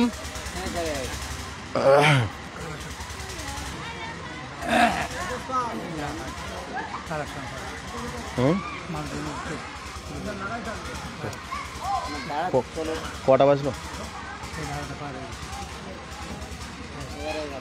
আচ্ছা,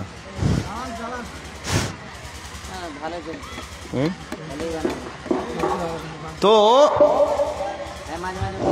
আপনারা বলবেন যে মৌলভী সাহেব বিড়ি খাই আমি তো এমন বকি না, আমি তো গুল করি এরকম তো বকি না, আপনি বলবেন। এবার আপনাকে বলছি গুলের পরিমাণটা অল্প, এই জন্যে আপনার ব্রেন মস্তিষ্ক ঠিক থাকে। গুলের পরিমাণ, জর্দার পরিমাণ যদি একটু বাড়িয়ে দেওয়া হয় বা একটু গ্লাসে করে গুলে আপনাকে যদি শরবতের মতো করে খাইয়ে দেওয়া হয়, আপনার ব্রেন শূন্য হবে কি হবে না? একটু উত্তর দেন, হবে কি হবে না? কথা বলুন না, হবে কি হবে না? হবে। এবার বলুন আমি বেশি খাবো কেন? আমি অল্প খাই, আমার ব্রেন ঠিক আছে, হারাম আপনি বলতে পারেন না। এবার আপনাকে বলছি 500 গ্রামের একটা বোতল বা 1 লিটার 1 কেজি একটা বোতলে যদি 1 বোতল কেউ মদ পান করে বা কেউ 500 মদ পান করে, তাহলে হয়তো তার হিতাহিত জ্ঞান শূন্য হবে, সে আবল তাবল বকবে, তার হিতাহিত জ্ঞান থাকবে না, হারাম মেনে নিলাম। এবার বলুন তো, যদি 1 লিটার বোতলের 1 সিপি বা 1 মুকুটি যদি আমি খাই, তাহলে আমার কি ব্রেন শূন্য হবে? কথা বলুন, শূন্য হবে? হবে না, তাই না? 5 ml, 2 ml, 2.5 ml, 1 ml যদি খাই, আমার ব্রেন কি শূন্য হবে? হবে না। তাহলে 1 ml, 2 ml খাওয়া কি জায়েজ হবে? বলবেন জায়েজ হবে? কথা বলুন না কেন ভাই, জায়েজ হবে? হবে না। এই জন্য নবীজি বলছেন মা আসকারা কালিলু হারাম ফা কাসিরু হারাম। আল্লাহর নবী বলছেন যার অধিক মাত্রা হারাম তার অল্প মাত্রাও হারাম। কাজেই বিড়ি, সিগারেট, গুল, তেরেঙ্গা, জর্দা, খৈনি, পৃথিবীতে মানুষ নেশা হিসাবে যত জিনিস আছে যেগুলিকে মানুষ নেশা হিসাবে গ্রহণ করে, যেগুলি খেলে পেট ভরে না, যেগুলি খেলে শরীরের কোনো উপকার হয় না বরং ক্ষতি হয়, এই ধরনের সমস্ত জিনিসকে আল্লাহর নবী হারাম বলে ঘোষণা করেছেন। আর আল্লাহ সবকেই খামর বলেছেন, মদ বলেছেন। পৃথিবীতে যত জিনিস আছে মদ তৈরি করতে গেলে যেই যেই উপাদান লাগে, বিড়ি, জর্দা, তেরেঙ্গা, খৈনিতে সেই উপাদান দিয়ে তৈরি করা হয়েছে। এগুলি সবই মদের অন্তর্ভুক্ত আর সবই নেশার অন্তর্ভুক্ত। এগুলিকে পান করা যাবে না। আর এগুলিকে যদি পান কেউ করে তাহলে তার আমল নামাতে মূর্তি পূজার ন্যায় অপরাধী, তার অপরাধ হিসাবে তাকে আল্লাহ সাব্যস্ত করেন, তার আমল নামাতে লিখে রাখেন। এবার আর একটা হাদিস বলছি। আল্লাহর নবী বলছেন, যে ব্যক্তি নিশাদার দ্রব্য পান করে মারা গেল কিন্তু তওবা করার সুযোগ পেল না, ওই ব্যক্তি আল্লাহর জাহান্নাম চলে যাবে, বাঁচানোর কেউ থাকবে না। নাম্বার 3, আল্লাহর নবী সাল্লাল্লাহু আলাইহি ওয়াসাল্লাম বলছেন, কিয়ামতের দিনে এক শ্রেণীর মানুষকে তিনাতুল খাবাল খেতে দেওয়া হবে। সাহাবীরা জিজ্ঞাসা করলেন, ইয়া রাসূলুল্লাহ, তিনাতুল খাবাল কি? তিনাতুল খাবাল কাকে বলা হয় দয়ার নবী গো, আপনি বলুন। নবীজি বলছেন, তিনাতুল খাবাল ওই জিনিসকে বলা হয় জাহান্নামীদের শরীর থেকে রক্ত পুঁজ গলে গলে গলে গলে পড়ে, ওই রক্ত পুঁজকে তিনাতুল খাবাল বলা হয়। ওই রক্ত পুঁজ তিনাতুল খাবালকে দুনিয়াতে যারা নিশাদার দ্রব্য পান করে মারা গেছে ওই সমস্ত ব্যক্তিদেরকে পান করতে দেওয়া হবে। এবার আপনারা বলবেন, মাওলানা সাহেব, এইরকম জঘন্যতম জিনিসকে, রক্ত পুঁজকে মানুষকে আল্লাহ রব্বুল আলামিন দিবেন, এগুলি কি খাওয়া সম্ভব হবে? এগুলিকে কি খাওয়া যাবে? এটা আপনার প্রশ্ন থাকতে পারে, কিন্তু নবী আমার বলছেন খাওয়া যাবে নয়, খাওয়া যাবে নয়, বরং খেতেই হবে, খেতেই হবে, কিচ্ছু করার থাকবে না। তবে যারা নিশাদার দ্রব্য পান করেছে, নিশাদার দ্রব্য পান করে, তাদেরকে খেতেই হবে। যারা নিশার সঙ্গে সম্পর্ক আজও রেখেছেন, নিশার সঙ্গে যারা আজও কারবার করেন, তাদেরকে এই মুহূর্তে এক্ষুনি এগুলিকে চিরতরের জন্য ডিলিট করে দিতে হবে। আল্লাহ হারাম করেছে, রসুল হারাম করেছে, এগুলিকে আজ থেকে ত্যাগ করতে হবে। আল্লাহর কাছে তওবা করে ফিরে আসতে হবে, নচেত বাঁচার কোনো উপায় থাকবে না। এই জন্য আমার আল্লাহ বলেন, ইন্নাল ইনসানা লিরাব্বিহি লাকানুদ। আমি আল্লাহ তোমাদেরকে বলছি রে, পৃথিবীর সবাই যেন আমার কৃতজ্ঞ প্রকাশ করে, কেবলমাত্র মানুষ নামক প্রাণীটা আমার কৃতজ্ঞ প্রকাশ করে না। খাবার তারা খায়, আলহামদুলিল্লাহ বলে না। খাবার তারা খায় কিন্তু হালাল বাদ দিয়ে তারা হারামে মুখ লাগিয়েছে, এই জন্যে তারা কি অকৃতজ্ঞ হয়ে গেছে। বন্ধুরে আমার, আজকের দিনে আপনাকে প্রমাণ করতে চাই, 10 বছর আগে প্রাণীগুলি যেমন ছিল আজও তেমন আছে। 10 বছর আগে মাছগুলি যেমন নদীর পানিতে বসবাস করতো, আজও নদীর পানিতে বসবাস করে। সবই একই রকম আছে, কিয়ামত পর্যন্ত থাকবে। কেবলমাত্র মানুষ নামক প্রাণীটা আমরা বিভিন্নভাবে আমাদের পরিবর্তন আমরা করে নিয়েছি। এই জন্য আমার আল্লাহ বলেন, ইন্নাল ইনসানা লিরাব্বিহি লাকানুদ। আমি আল্লাহ তোমাদের জন্য বলছি, তোমরা নিশ্চয় আমার কৃতজ্ঞ প্রকাশের ব্যাপারে অকৃতজ্ঞ প্রকাশ করেছ। বন্ধুরে, একটা ঘোড়াকে, একটা উটকে, একটা ঘোড়াকে, একটা উটকে যেভাবে আপনি চালাবেন সেভাবেই আপনি সেভাবেই চলবে। আল্লাহ পাঁচখানা আয়াতের কসম দিয়ে তাদের দৃঢ়তা প্রমাণ করতে চেয়েছে, বোঝাতে চেয়েছে। বোঝানোর পরে বলছে, মানুষ কেবলমাত্র আমার কৃতজ্ঞ প্রকাশের ব্যাপারে অকৃতজ্ঞ হয়ে গেছে। এই জন্য আমার আল্লাহ বলেন, ওয়ালাকাদ জারানা লিজাহান্নামা কাসীরাম মিনাল জিন্নি ওয়াল ইনসি। আল্লাহ রাব্বুল আলামিন বলেন, মানুষদের মধ্যে এবং জিনদের মধ্যে অধিকাংশ তারা জাহান্নামে যাবে। তাদের কারণ কি? আল্লাহ রাব্বুল আলামিন বলেন, হে আমার বান্দারা, আমি আল্লাহ তোমাদেরকে ভালো মন্দ যাচাই বাছাই করার জন্য তোমার বুকের ভিতরে আমি হৃৎপিণ্ড বসিয়ে দিয়েছি, তোমার ব্রেনের ভিতরে সুন্দর মগজ দান করেছি, তুমি ব্রেন দিয়ে গবেষণা করবে। এই জন্যে আমি আল্লাহ তোমাদেরকে ব্রেন দান করেছি। শুধু তাই নয়, আমি আল্লাহ তোমাদেরকে ভালো জিনিস শোনার জন্য কান দিয়েছি, তোমাদেরকে ভালো জিনিস দেখার জন্য আমি আল্লাহ চোখ দান করেছি। আল্লাহ পাক বলেন, যারা অন্তর দেওয়ার পরে যারা বুঝলো না, ভালো মন্দ নির্ণয় করলো না, চোখ দিয়ে ভালো জিনিস দেখলো না, কান দিয়ে ভালো জিনিস শুনলো না, ওদের ব্যাপারে আল্লাহ বলছেন উলাইকা কাল আনআম বাল হুম আদাল। আল্লাহ পাক বলছেন, শুনে রেখে দাও, ওরাই হলো চতুষ্পদ জন্তু। আল্লাহ চতুষ্পদ জন্তু বলে ছেড়ে দিলেন না, বরং আল্লাহ বলছেন তারা চতুষ্পদ জন্তুর থেকে নিকৃষ্ট।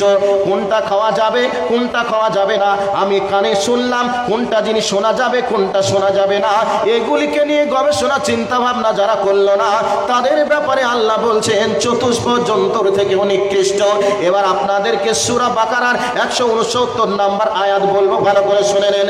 আল্লাহ পাক বলেন, মাসালুল্লাযী কামাসালুল্লাযী ইয়ামিকু বিমা লা ইয়াসমাউ ইল্লা দুআআ ওয়া নিদাআ সুম্মুন বুকমুন উমিয়ুন ফাহুম লা ইয়াকিলুন। আল্লাহ রাব্বুল আলামিন বলেন, বান্দারে আমি বান্দারে শুনে রেখে দাও, আমি আল্লাহ ওই সমস্ত কাফেরদের মিসাল আমি এভাবে বর্ণনা করেছি। আল্লাহ পাক বলছেন, আমি তাকে একটা উদাহরণস্বরূপ বর্ণনা করছি, ভালো করে শুনে নেন। বন্ধুরে, আপনার বাড়িতে একটা ছাগল আছে, আপনার বাড়িতে একটা গরু আছে, আপনার বাড়িতে একটা কুত্তা আছে। ওই ছাগলটা দেখবেন সকালবেলা যখন হয়ে যায়, আপনি যখন ছেড়ে দিবেন, ছাগলটা তার গন্তব্য স্থল থেকে বার হয়ে চলে যাবে। আর আপনি যদি ওই ছাগলটাকে কোনো একটা জায়গায় ঘাসপালা খাওয়ার জন্য যদি কোথাও বেঁধে দিয়ে আসেন, একটা কুকুর আপনার বাড়িতে আছে, সকাল হয়ে গেল, রুজির সন্ধানে এদিক ওদিক ছড়িয়ে পড়লো। একটা বিড়াল আছে, রুজির সন্ধানে বাড়ি থেকে এদিক ওদিকে ছড়িয়ে পড়লো। একটা গরু আছে, এদিক ওদিক ছড়িয়ে পড়লো। পাখিগুলাকে দেখবেন সকাল যখন হয়ে যাবে, বাসা ছেড়ে দিয়ে তারা রুজির সন্ধানে এদিক ওদিক ছড়িয়ে পড়বে। যখনই সকাল সন্ধ্যা হয়ে যাবে, পাখিগুলি এসে তার বাসাতে এসে উপস্থিত হবে। কুকুরটা কোথাও ছিল, সে যেন এসে মালিকের দরবারে এসে উপস্থিত হবে। বিড়ালটা কোথায় জঙ্গলে ছিল, সেও যেন এসে বাড়িতে এসে হাজির হয়ে যাবে। একটা ছাগল বাঁধা ছিল, ছাগলটাকে যখন আপনি খুলে দেবেন, হাতে একটা তালি মারতে শুরু করবেন আর আয় বলে ডাক দিবেন, ছাগলটা আপনার হাতের কাছে চলে আসবে বা ছুটতে ছুটতে আপনার বাড়ি দুয়ারে উঠবে। গরুগুলি আপনি মাঠে চড়ান করার জন্য গিয়েছিলেন, ওই গরুগুলি সন্ধ্যা যখন লেগে যাবে, ঘুরতে ঘুরতে হাঁটতে হাঁটতে এসে নিজের মালিকের গোয়ালে উঠবে। আমার আল্লাহ বলেন, বান্দারে, এত বড় এই সমস্ত চতুষ্পদ জন্তুর কাছ থেকে তোমরা ট্রেনিং নাও, শিক্ষা নাও। আমি আল্লাহ বলছি, শুনে রেখে দাও, যাদেরকে আমি ডাকলাম, ডাকার পরেও যারা আমার ডাক শুনলো না, যাদেরকে আমি ডাকলাম, ডাকার পরেও যারা আসলো না, ওই মানুষগুলির উদাহরণ হলো ওই পশুর মতো, যে পশুগুলিকে ডাকা হলো, ডাকার পরেও সাড়া দিল না, ডাকার পরেও আসলো না। আর ওই মানুষগুলির উদাহরণ হলো ওই পশুর মতো, যেই পশুটাকে ডাকা হলো, এরপরে মালিকের ডাক শুনল না। আর ওই মানুষগুলির উদাহরণ হলো ওই পশুর মতো, যে পশুগুলিকে ডাকা হলো, এসে উপস্থিত হলো। বন্ধুরে, প্রতিদিন দিনে 5 বার আমার আল্লাহ হাইয়া আলাস সালাহ, হাইয়া আলাল ফালাহ বলে ডাক দেয়। আল্লাহর জমিনে কিছু বান্দা এসে আল্লাহর জমিনে, আল্লাহর মসজিদে এসে উপস্থিত হয়। আর কিছু মানুষ আছে, হাইয়া আলাস শোনার পরে আল্লাহর দুয়ারে যায় না, আল্লাহর ঘরে ওঠে না। ওই মানুষগুলির উদাহরণ হলো ওই পশুদের মতো, ওই পশুগুলাকে ডাকা হলো, শুনল না, বা ওই পশুগুলিকে তার মালিকের দুয়ার ছিল, মালিকের দুয়ারে উঠল, কিন্তু মানুষ নামক প্রাণীটাকে আল্লাহ ডাকলেন, হাইয়া আলাস সালাহ, হাইয়া আলাল ফালাহ বলে ডাকলেন, অথচ মালিকের দুয়ারে আসলো না। একটা উদাহরণ দিলাম। আর একটা উদাহরণ হলো এই, রাখালেরা গরু চড়ায় মাঠে, এই অবস্থায় গরু চড়ছে আর রাখালেরা খেলায় মগ্ন হয়েছে। এমতো অবস্থায় একটা গরু বেড়া ভেঙে একটা মানুষের জমির ফসল খাওয়ার জন্য যাচ্ছে। রাখালের নজর পড়েছে গরুর দিকে, তখন গরুটাকে দেখে রাখাল বলছে, ঘোর। আচ্ছা বলুন তো, এই কথা যদি গরুকে বলে, গরু কি বুঝবে না শুনবে? শুনবে? শুনবে না, বরং শিং দিয়ে বেড়া ভেঙে ফসল খেতে ছুটবে। ঠিক একটা মানুষের বাচ্চা, রাখালেরই বাচ্চা, 8 বছরের একটা ছেলে মাঠ দিয়ে চলে যাচ্ছে, আর এর আগে বাপের খাবার দিতে গিয়ে সে দেখেছে যে ওই মাঠে টমেটো পেকে লাল লাল হয়ে আছে। দেখেছে, বাচ্চা ছেলে মনে লোভ এসেছে, এখন টমেটো খাবো বলে লবণ পকেটে করে নিয়ে বাপের ভাত নিয়ে চলছে। এমতো অবস্থায় ওই টমেটোর ভুঁয়ে বেড়াকে ভেঙে টমেটো নেওয়ার জন্য বাগানে ঢুকছে, বেড়ার ভিতরে ঢুকছে। রাখাল তখন ডাক দিচ্ছে, ওই জমি আমার নয় বা আমাদের নয়, খাস না, চলে আয়। এ কথা মানুষের বাচ্চা শোনার পরে বুঝবে আমার বাপ নিষেধ করছে। নিষেধ শুনে বাপের কাছে মাথা নিচু করে আস্তে আস্তে হেঁটে হেঁটে যাবে। যাবে কি যাবে না? যাবে। তো আল্লাহ বলছেন ওই মানুষগুলির উদাহরণ হলো ওই পশুর মতো, যেই পশুগুলিকে ঘোর বলে ডাকা হলো, ঘুরলো না, ঘুরলো না। যেই মানুষগুলিকে ডাকা হলো হাইয়া আলা সালাহ, এসো, আসলো না। তো এই মানুষটার উদাহরণ ওই পশুর মতো। আর এই ছেলেটার উদাহরণ হচ্ছে ওই পশুর মতো যেই পশুগুলিকে মালিক ছেড়ে দিয়েছে, মালিকের দরবারে এসে উপস্থিত হয়েছে, বাড়িতে হাজির হয়েছে। ঠিক ওই পশুগুলি মালিকের দোয়ার ছিল, কিন্তু মানুষ নামক প্রাণীটা আল্লাহর ঘর মসজিদ ছিল না। এই হচ্ছে মানুষ। আর এই মানুষদের জন্যই আল্লাহ বলেছেন ইন্নাল ইনসানা লিরাব্বিহি লাকানুদ, নিশ্চয় মানুষ তার কৃতজ্ঞ প্রকাশের ব্যাপারে অকৃতজ্ঞ। মানুষ আল্লাহকে চিনল না, আল্লাহকে মূল্যায়ন করল না, আল্লাহর দাম দিল না। এবার মহিলাদের জন্য কয়েকটি কথা বলছি। মা বোন আপনারা একটু শুনুন, মা বোন আপনারা একটু শুনুন। আম্মা জান আয়েশা রাদিয়াল্লাহু তাআলা আনহার ব্যাপারে একটা চমৎকার হাদিস আপনাদেরকে শুনিয়ে দিই, কেউ উঠবেন না। আর মাত্র 10টা মিনিট আপনাদেরকে বলবো, 10টা মিনিট কেউ যেন উঠবেন না। এবার আমার মা বোনদেরকে বলে দিই, আম্মা জান আয়েশা রাদিয়াল্লাহু তাআলা আনহার একটা চমৎকার হাদিস শুনিয়ে দিই। আল্লাহর নবী যেই ঘরে মারা গেলেন আয়েশার কোলে মাথা রেখে, ওই ঘরটা ছিল হযরতে আম্মা জান আয়েশার। আর আম্মা জান আয়েশার ঘরে আল্লাহর নবীর কবর হয়ে গেল। এবার আল্লাহর নবীর কবর যখন হয়ে গেল, তখন আর আম্মা জান আয়েশা ওই ঘরের ভিতরে থাকতে পারলেন না, বাড়িতে চলে গেলেন বাপের বাড়িতে। এবার বাপের বাড়ি থেকে মাঝে মধ্যে স্বামীর কবর জিয়ারত করতে মন চায় বা ঘরের ভিতরে ঢুকতে মন চায়। আম্মা জান আয়েশা বলছেন, আমি যখন নবীজির কবরকে জিয়ারত করতে যাই, কি হলো ভাই, লাইন এসছে? ও, একই মানুষজন পালাচ্ছে, আবার ডিস্টার্ব বারবার। তো আম্মা জান আয়েশা রাদিয়াল্লাহু তাআলা আনহা বলছেন, এবার স্বামীর কবরটা যখন জিয়ারত করতে মন চায়, তখন আমি স্বামীর কবর জিয়ারতের উদ্দেশ্যে মাথার কাপড়টাকে এত সুন্দর করে বেঁধে নেই, যাতে করে কেউ যেন চিনতে না পারে এটা নবীর স্ত্রী আয়েশা। এইরকম করে আমি ঘরের ভিতরে ঢুকে যাই, কাপড়টাকে খুলে এক জায়গাতে রেখে দিই, কবর জিয়ারতের কাজ করে।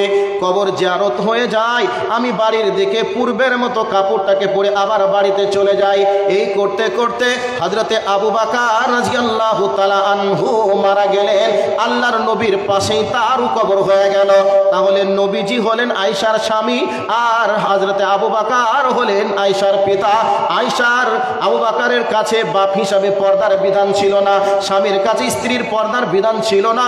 কিছুদিন পরে হযরতে উমর রাদিয়াল্লাহু তাআলা আনহু চলে গেলেন। এবার নবীজির পাশে কবর হয়ে গেল। এবার আম্মা জান আয়েশা বলছেন, এতদিন পর্যন্ত আমি যখন বাড়ি থেকে বার হতাম, কাপড়টাকে সুন্দর করে পরতাম, ঘরের ভিতরে গিয়ে খুলে রাখতাম, আর কবর জিয়ারতের কাজ ছেড়ে আমি কাপড় পরে চলে আসতাম।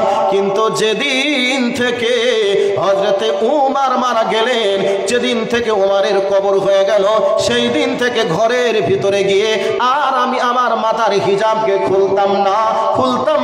কেন খুলতাম না? হযরতে উমর রাদিয়াল্লাহু তাআলা আনহুর কাছে আমার জন্য পর্দার বিধান ফরজ। হযরত উমর মারা গেছেন, কবরের ভিতরে শুয়ে আছেন, মাটি চাপা দেওয়া আছে। এরপরে আম্মা জান আয়েশা রাদিয়াল্লাহু তাআলা আনহা তিনি সেখান থেকে নিজেকে পর্দার মাধ্যমে নিজের স্বামীর কবর, আব্বার কবর জিয়ারতের কাজ করেছেন। তাহলে মা বোন আপনারা ভালো করে শুনে নেন, তাহলে যারা গ্রুপের লোন নিতে আসে তারা কি মরা মানুষ না মাটির তলায় থাকে? তারা জীবিত মানুষ, মাটির উপরে থাকে। আপনি সুন্দর করে সাজগুজ করে মুখটাকে খোলা রেখে তার সঙ্গে মিষ্টি মিষ্টি কথা বলে গ্রুপের টাকা লেনদেন চলে, তাহলে আপনার কি কবর বলে ভয় হলো না? হাসর বলে ভয় হলো না? মিজান বলে কি ভয় হলো না? ওরে আমার আম্মু রে, খালা রে, বোন রে, বিটি রে আমার, ভালো করে আর একটা কথা বলে দিই, শুনে নেন। আম্মা জান আয়েশা রাদিয়াল্লাহু তাআলা আনহা আল্লাহর নবীকে হারিয়েছেন, দুনিয়াতে আর নবীজি বেঁচে নেই। এমতো অবস্থায় আম্মা জান আয়েশা রাদিয়াল্লাহু তাআলা আনহা নানির কাছে বসে বসে খুব টেনশন করছেন। আম্মা জান আয়েশা নানিকে বলছেন, নানি জান আমি বেঁচে আছি, আমাকে কেউ দেখিনি, আমি কাউকে দেখাও দিইনি, অথচ আমি যেদিন মারা যাব সেই দিন আমাকে নবীর স্ত্রী আয়েশা কেমন ছিল, তার হাইট কতটা ছিল, তার শরীরের লম্বা উঁচু চওড়া কেমন ছিল, এটাকে কেউ যদি দেখতে চায়, কেউ যদি দেখে নেয়, তখন তো আমার কিছু করার থাকবে না। ওগো আমার নানি, তুমি বলো কিয়ামতের ময়দানে আমার আল্লাহ যদি আমাকে জিজ্ঞাসা করে, আয়েশা রে তুমি মরে যাওয়ার পরে তোমাকে অমুক অমুক জন দেখেছিল, তাহলে আল্লাহর কাছে আমি কি কৈফিয়ত দেব? নানি আমি এই জন্যে টেনশন করছি। এই জন্যে এবার হযরতে আয়েশাকে তার নানি বলছেন, নাতনি তুই শোন, ওরে আমার বোন তুই শোন, তুই আজ থেকে বলে দিবি আমি যখন মারা যাব তুই ওসিয়ত করে যা, আমি যখন মারা যাব তখন আমাকে গ্লাসটাকে খাটে শুইয়ে দিবে, এর উপরে কাপড় চড়িয়ে দেবে, অথবা তোমাকে খাটে শুইয়ে দেওয়ার পরে ওই জায়গায় দুটো উঁচা করে এইরকম করে কাঠ দিয়ে দেওয়া হবে, ওই কাঠের উপর দিয়ে এইরকম চাদরটা চড়িয়ে দেওয়া হবে। তাহলে চাদরের উপরে যদি কাঠ থাকে আর কাঠের উপরে যদি চাদর থাকে, তাহলে নিচে মানুষটা কতটা লম্বা, কতটা উঁচা, কতটা চওড়া, এটা কি বোঝা যাবে না? আম্মা জান আয়েশা রাদিয়াল্লাহু তাআলা আনহা মৃত্যুর আগে এটা ওসিয়ত করেছিলেন, যাতে করে আমাকে কেউ দেখতে না পারে আর আসামির কাঠগড়ায় আমাকে যেন দাঁড় না হতে হয়। এই জন্যে মক্কা মদিনার মাটিতে আজও খাটটাকে সেইভাবে বানানো হয়েছে, এইরকম খাটটা আছে আর এইরকম করে বানানো হয়েছে। এই খাটের উপর দিয়ে চাদরকে দিয়ে দেওয়া হয় আর এই জায়গায় লাশ শুয়ে থাকবে, বোঝা যাবে না। মেয়েদের লাশটাকে এইভাবে নিয়ে যাওয়া হয়। ওরে আমার আম্মু রে, খালা রে, বোন রে, মৃত্যুর পরে দেখতে পাবে, আল্লাহর কাছে কৈফিয়ত দিতে হবে। এই জন্য যদি আয়েশা এই বলে টেনশন করতে পারেন, তাহলে আপনার আর আমার বা আপনার মা, আপনি এবং আপনার মা আমার মা, তাহলে তাদের কি করার প্রয়োজন ছিল একটু ভেবে দেখে নেন। অথচ আয়েশা রাদিয়াল্লাহু তাআলা আনহার ব্যাপারে নবীজি বলেছেন, পৃথিবীর মধ্যে সবথেকে দামি খাবার হলো সারিদ নামক খাবার। যেমন সারা পৃথিবীতে দামি খাবার সারিদ, তামাম পৃথিবীতে যত মুমিন মহিলা আছে বা যত মহিলা আছে, সমস্ত মহিলার মধ্যে দামি মেয়ে হযরতে আয়েশা রাদিয়াল্লাহু তাআলা আনহা। হযরতে আয়েশা যদি দুনিয়াতে না আসতেন, তাহলে মহিলা সংক্রান্ত মাসলা মাসাইল জানা যেত না, অসম্পূর্ণ হয়ে থাকতো। আয়েশা সম্পর্কে বলা হয়েছে, আয়েশার চরিত্রের গ্যারান্টির সার্টিফিকেট দেওয়ার জন্য আমার আল্লাহ কোরআনের আয়াত অবতীর্ণ করেছে। হযরতে আয়েশা রাদিয়াল্লাহু তাআলা আনহা কত দামি মহিলা ছিলেন, যার কোলে মাথা রেখে আল্লাহর নবীর ইন্তেকাল হয়েছে, যার কোলে মাথা রেখে আল্লাহর নবীর মিরাজ হয়েছে। এবং যে মেয়েটার ব্যাপারে বলা হয়েছে 2210টি হাদিসের হাফেজা ছিলেন, এত দামি মহিলা হওয়ার পরেও তিনি সদা সর্বদাই এই নিয়ে টেনশন করতেন, ব্যতিব্যস্ত থাকতেন। তাহলে মা বোন, আপনি একটু ভেবে দেখুন তো, গ্রুপ লন্ডা করতে যাচ্ছেন, ঘষে গায়ে দহন করতে আসছে, সবজিওয়ালা সবজি কি বিক্রি করতে আসছে, তার সঙ্গে সবজি কিনছেন, সবজি কিনছেন, ঘষের সঙ্গে গায়ে দুয়ে দুধ আপনি দিচ্ছেন, মাছওয়ালার সঙ্গে মাছ কিনছেন। আপনি সামান্য দুনিয়ায় ভোগ বিলাসের জন্য মার্কেটে চলে যাচ্ছেন কাপড় পছন্দ করে কাপড় কিনতে। আপনার কি জান্নাত, আপনার কি জাহান্নামের ভয় নেই, কবরের ভয় নেই, মিজানের ভয় আছে কিনা আপনি একটু দেখে ভাবনা চিন্তা করে আজকের দিনে এখান থেকে বাড়ি যাবেন। ভাই কথা শুনে খারাপ লাগছে নাকি? মা বোন, আয়েশাকে একটা পাল্লাতে চাপান আর আপনি একটা পাল্লায় চাপুন। আয়েশার আমলটা দেখুন আর আপনার আমলটা দেখুন। আয়েশার আমলের পাল্লা ভারী না আপনার আমলের পাল্লা ভারী? আয়েশা রাত্রিতে না ঘুমিয়ে কেঁদেছে, মরার পরে দেখবে তার জন্য কেঁদেছে। জীবনে অপর পুরুষ কোনোদিন মুখটা দেখিনি।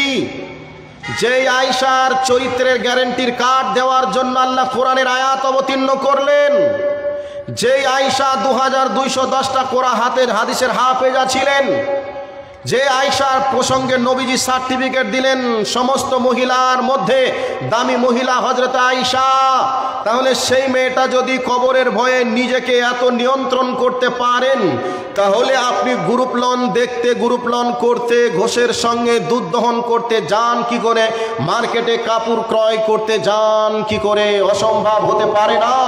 আপনি একজন মুসলিম মা, মুসলিম বোন, আপনার সাদৃশ্য ইহুদি খ্রিস্টানদের মতো হলো কি করে? আপনার স্বামী আপনার জন্য যেই কাপড় নিয়ে আসবে আপনি আলহামদুলিল্লাহ বলে কবুল করবেন। আপনার স্বামী জালেম নয় যে আপনার জন্য খারাপ নিয়ে আসবে। আপনাকে যেই কাপড়টা পরলে আপনার স্বামীর চোখে ভালো লাগবে ওটাই নিয়ে আসবে, আর আপনার স্বামী যেটা নিয়ে এসে আপনাকে দেবে আলহামদুলিল্লাহ বলে প্রশংসা করে স্বামীর মনটা জয় করার জন্য বলবে, ওগো আমার স্বামী, আমি তো আমার নই, আমি তো তোমার। আমাকে কোন কাপড় পরলে তোমার চোখে ভালো লাগবে এটা তোমারই নির্বাচন, তুমি নিয়ে এসে দিয়েছো, ওটাকেই আমি পরবো। তুমি দেখবে, অন্য কে দেখবে না দেখবে দেখার তোমার কোনো দরকার নেই, তোমার চোখে ভালো লাগলেই ভালো, কাজেই তুমি যেটা নিয়ে এসে দিয়েছো এটাই আলহামদুলিল্লাহ। দেখবেন আপনার স্বামী পরের দিন আপনার জন্য যেটা নিয়ে এসেছে এর থেকে ভালো নিয়ে আসবে, খারাপ নিয়ে আসবে না।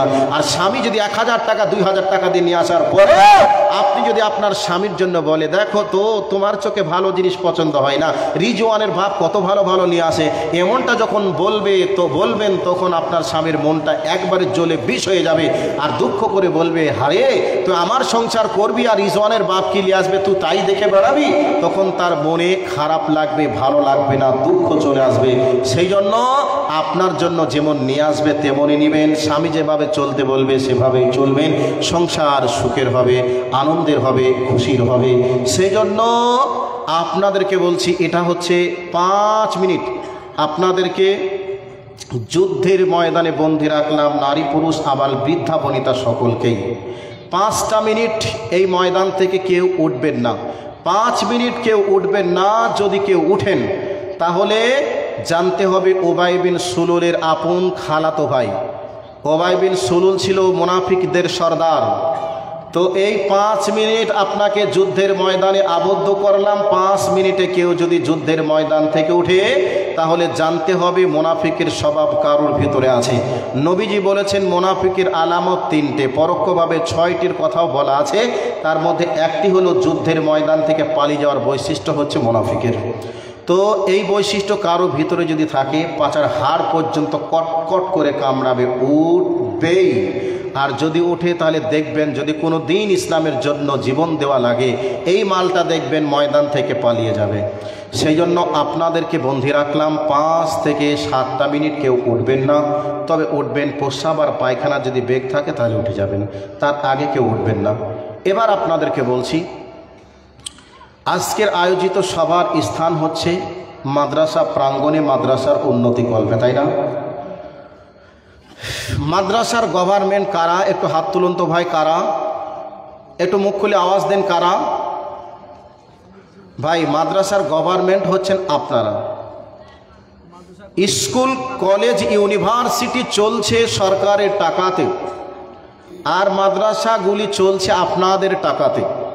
আপনারা টাকা দিলে মাদ্রাসা চলবে, টাকা না দিলে মাদ্রাসা বন্ধ হবে, তাই কি না? আচ্ছা, স্কুলে যারা চাকরি করছে সরকার তাদেরকে যদি বেতন না দেয়, তাহলে স্কুলে যারা চাকরি করছে তারা কি স্কুলে যাবে? যাবে না।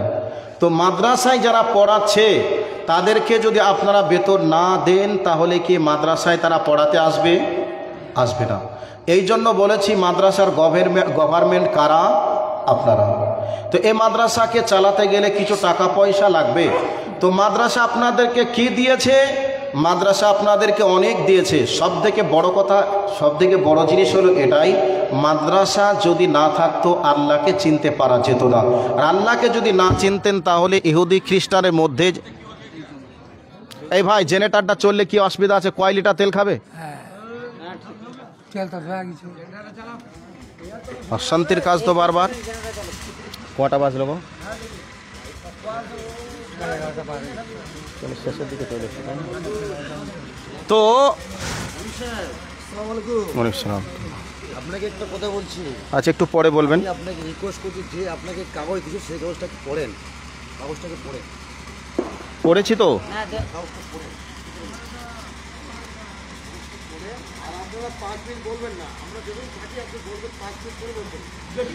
আমি তো অন্য বিষয় বলেছি ভাই, 5 মিনিট আমি শেষ করব না। আমি তো শেষ করতে চাচ্ছি না 5 মিনিট। আমার একটা 5 মিনিট আলাদা ধান্দা আছে। এখানে কাগজে লেখা আছে মহিলাদের সম্পর্কে আলোচনা করেন না। আমি 5 মিনিট ভাই শেষ করার জন্য বলছি না, আলাদা ব্যাপার আছে। তো কি বলছিলাম? বলতে বলতে তো লাইনটা হারিয়ে ফেলেছি। হ্যাঁ, মাদ্রাসা আপনাদের দানে চলে। আপনারা দান না করলে মাদ্রাসা অটোমেটিক বন্ধ হবে। এবার বলবেন মাদ্রাসা কি দিয়েছে? মাদ্রাসা অনেক দিয়েছে। সব থেকে যে ব্যক্তি হিদায়াত পেল সে ব্যক্তি সব কিছুই পেল। হিদায়াত যদি না পায় তাহলে আর সেই ব্যক্তি কিছুই পেল না। হিদায়াত যদি পেয়ে যায় সে ব্যক্তি সব কিছু পেল, আল্লাহর জান্নাত পাবে। আর হিদায়াত না পেলে আল্লাহর জাহান্নামে চলে যাবে। ডাক্তার, মাস্টার, উকিল, ব্যারিস্টার, প্রফেসর, শিল্পপতি, ভিখারি, যেই কেউ হোক না কেন। তো আমরা অস্থায়ী পৃথিবীতে অবস্থান করছি, স্থায়ী জায়গাতে আমরা যাব ইনশাআল্লাহ। তো এই জায়গা থেকে স্থায়ী জায়গাটার লাইনকে ক্লিয়ার করে যেতে হবে। এই জন্য আল্লাহ পাক বলেছেন আর দুনিয়া মাজিরাতুল আখিরা হবে। এবার জেনারেটর চললে কি হবে? আচ্ছা, লাইনটা আসার পরে এদিকে চালু করার পরে ওদিকে জেনারেটরটা বন্ধ করা যায় না নাকি? না না, হবে না।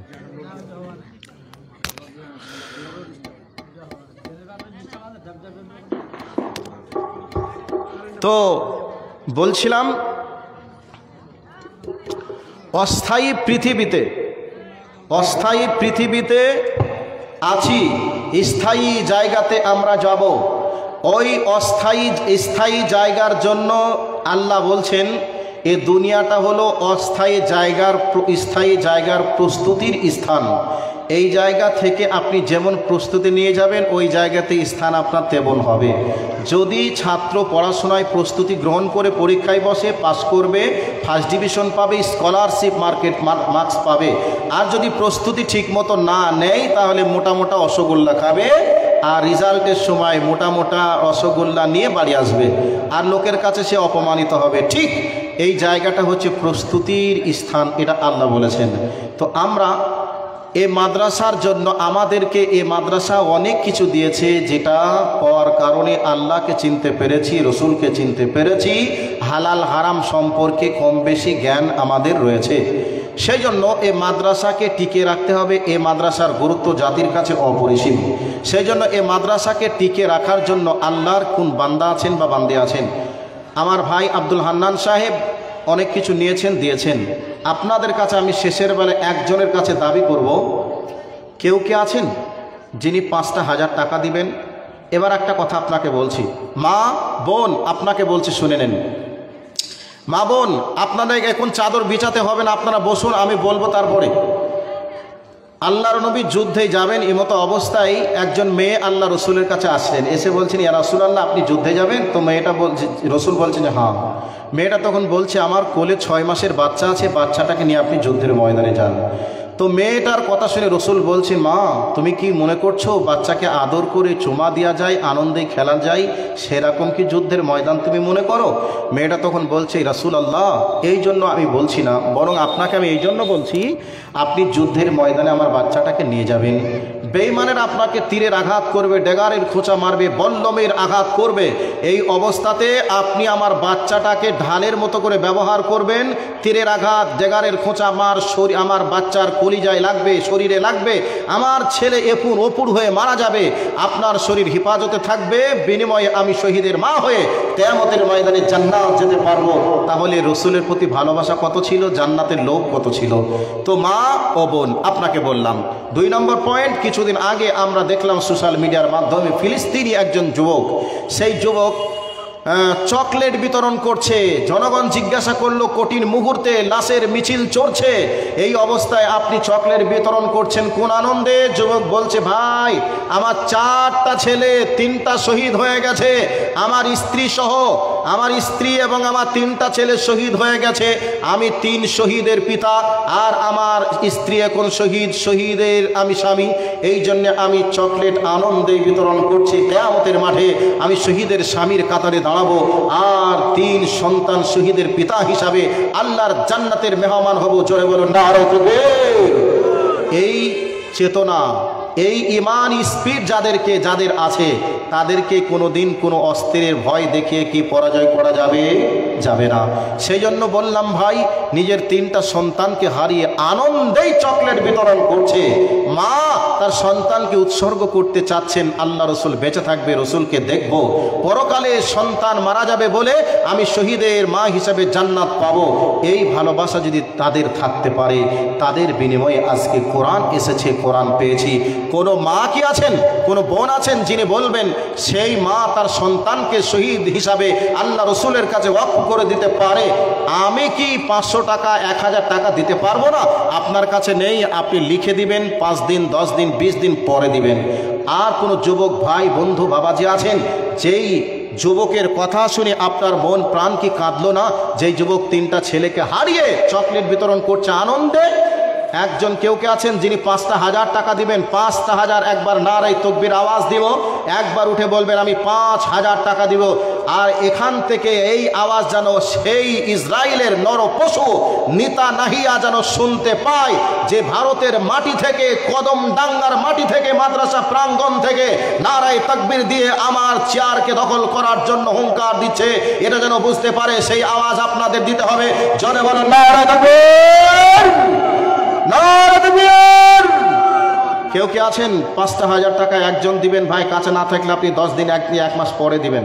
একজন 5টা 1000 টাকা, একজন বোন আমার, একজন মা আমার বলবেন আমি 1000 টাকা দিব। সেই মেয়েটা নবীর কাছে তার বাচ্চাটাকে দিতে পারলো, বা দেওয়ার জন্য স্বপ্ন তৈরি করলো। আমি কেন পারবো না? নিশ্চয়ই আমিও 500 টাকা দিতে পারবো, 1000 টাকা দিতে পারবো। নামটা একটু লিখে দেন, একটু পর্দার আড়াল থেকে দেওয়ার ব্যবস্থা করুন, ইনশাল্লাহ সেই মায়ের জন্য, বোনের জন্য প্রাণ খুলে দেওয়া হবে। একজন ভাই বাবাজি কে আছেন 5টা 1000 টাকা, একজন কে দিয়েছে এটা 5টা 1000 টাকাটা? তৈয়ব আলী 5টা 1000 টাকা দিয়েছেন, মাশাআল্লাহ, জাযাকাল্লাহ খায়রান জাযা ফিদ দুনিয়া ওয়াল আখিরা, আল্লাহুম্মা সাল্লি আলাইহি, আল্লাহুম্মা বারিক আলাইহি ফি আহলিকা ওয়া মালিকা। এবং আপনাদের কি যাওয়ার সময় হয়ে গেছে? আপনাদের তো এখনো যেতে বলিনি, একটু দয়া করে বসুন না, একটু বসে যান, একটু বসে যান। আর যদি চলে যেতে ইচ্ছা করে, যদি কাপড়ে কোনো জায়গায় 5, 10, 20, 50 টাকা থাকে, আগে দেন, তারপরে যান। তো 5000 টাকা তৈয়ব আলী দিয়েছে, আল্লাহ তার দানকে কবুল করো, এহকাল পরকাল মঙ্গলময় করো। আত্মীয় স্বজন যারা চলে গেছে সবার কবরের শাস্তিকে তুমি মাফ করো, বলুন আমিন। জাযাকাল্লাহ খায়রান জাযা ফিদ দুনিয়া ওয়াল আখিরা। আরেকজন আল্লাহর কোন বান্দা কি বান্দি জানি না, 1000 টাকা দিয়েছে, আল্লাহ তুমি তাদের দানকে তুমি কবুল করো। জাযাকাল্লাহ খায়রান জাযা ফিদ দুনিয়া ওয়াল আখিরা। 2050 আর 3000 বাকি নাকি? এদিকে শোনেন, এই যে চাচা শোনেন, এত বড় সেক্রেটারি পদটা দখল করে বসে থাকলে হয়ে যাবে নাকি? 2050 টাকা দিয়ে কলকেট হাসি দিয়ে চলে যাচ্ছে, এটা কি মানা যাবে? ভাই সেক্রেটারি সাহেবের অবস্থা কেমন আপনারা জানেন। এই লোকটা কি 5000 টাকা দিতে পারবে কি পারবে না? পারবে না? তাহলে এই লোকটাকে বিনা চাকুতে অপারেশন কি করা যাবে না? আর 3000 টাকার জন্য বাবাজি আর 3000 লাগবে, 5000 করুন, 2000 নগদ, 3000 বাকি আপনি দিয়ে দেবেন। সেক্রেটারি সাহেব 5000 টাকা 2050 টাকা নগদ, 3000 বাকি। সেক্রেটারি সাহেবের দানকে তুমি কবুল করো। নারায়ে তাকবীর। জাযাকাল্লাহু খাইরান জাযা ফিদ দুনিয়া ওয়াল আখিরা। আল্লাহুম্মা সাল্লি আলাইহি আল্লাহুম্মা বারিক আলাইহি ফি আহলিকা ওয়া মালিকা। আচ্ছা মা বোন, আপনারা উঠে চলে যাচ্ছেন, আমি দুঃখিত। আপনাদের ব্যাপারে কথা বলার জন্য আমার এই ভাই বলেছেন আমি কিছু বলতাম, কিন্তু আপনারা যেভাবে উঠছেন বলার পরিবেশ নাই। কিন্তু আপনাদেরকে বলছি 10, 20, 50, 100, 200 যার কাছে যা আছে মেহেরবানি করে দেন, তারপরে যাবেন। আর তা না হলে আপনি 5টা মিনিট সময় দেন, 5টা মিনিট পরে আপনাদেরকে আমি ছুটি দিয়ে দেবো ইনশাআল্লাহ। 500 টাকা দিয়ে আরফা বেগম আমার দাদির বয়সের লোক, পিছনে দাঁড়িয়ে আছেন, 500 টাকা দেওয়ার ওয়াদা করেছেন। আল্লাহ তার দানকে কবুল করো। জাযাকাল্লাহু খাইরান জাযা ফিদ দুনিয়া ওয়াল আখিরা। আল্লাহুম্মা সাল্লি আলাইহি আল্লাহুম্মা বারিক আলাইহি ফি আহলিকা ওয়া মালিকা। ভাই 5000 নয়, 1000 টাকা দেনেওয়ালা কে আছেন? 500 টাকা দেনেওয়ালা কে আছেন? এবার আপনাদেরকে একটু বলছি, মা বোন একটু 2 মিনিট দাঁড়ান একটু। আল্লাহর নবী কোনো একটা যুদ্ধের দিন ফাইনাল করেছেন। এই অবস্থায় আল্লাহ রসুলের কাছে তেমন কিছু খাদ্য খাবার টাকা পয়সা নেই। এটা না শুনে কেউ যাবেন না, একটু দাঁড়ান। এবার আল্লাহর নবী হযরত বিলালকে বলছেন, বিলাল বাইতুল মালে তেমন কিছু খাদ্য খাবার টাকা পয়সা নেই, অথচ যুদ্ধের দামামা মেজে গেছে, যুদ্ধের দিন ফাইনাল হয়ে গেছে। ওরে বিলাল, তুমি মসজিদে নবাবীর মুয়াজ্জিন বিলাল, তুমি মসজিদে নবাবীর মুয়াজ্জিন বিলাল, তুমি মিনারে উঠবে আর মিনারে উঠে বলবে, ও মদিনার আনসার মুহাজিরের দলেরা, আল্লাহর নবী বলেছেন বাইতুল মালে তেমন কিছু টাকা পয়সা নেই, শেষ হয়ে গেছে। অতএব তোমাদের কাছে যার কাছে যা আছে তোমরা আল্লাহর হস্তে জমা করে দাও। হযরত বিলাল বলছেন, আমি যখন এলান করলাম, আমার এলানটা শুনে যেমনি ভাবে মৌচাক মৌমাছির কাছে বুনবুন করে ঘিরে নেয়, যেমন ভাবে ঈদের নামাজ আমরা দলের পর দল পড়তে যাই, ঠিক সেইভাবে বিলাল বলছেন, আমার এলানের পরে নারীর কাতারে নারী, পুরুষের কাতারে পুরুষ।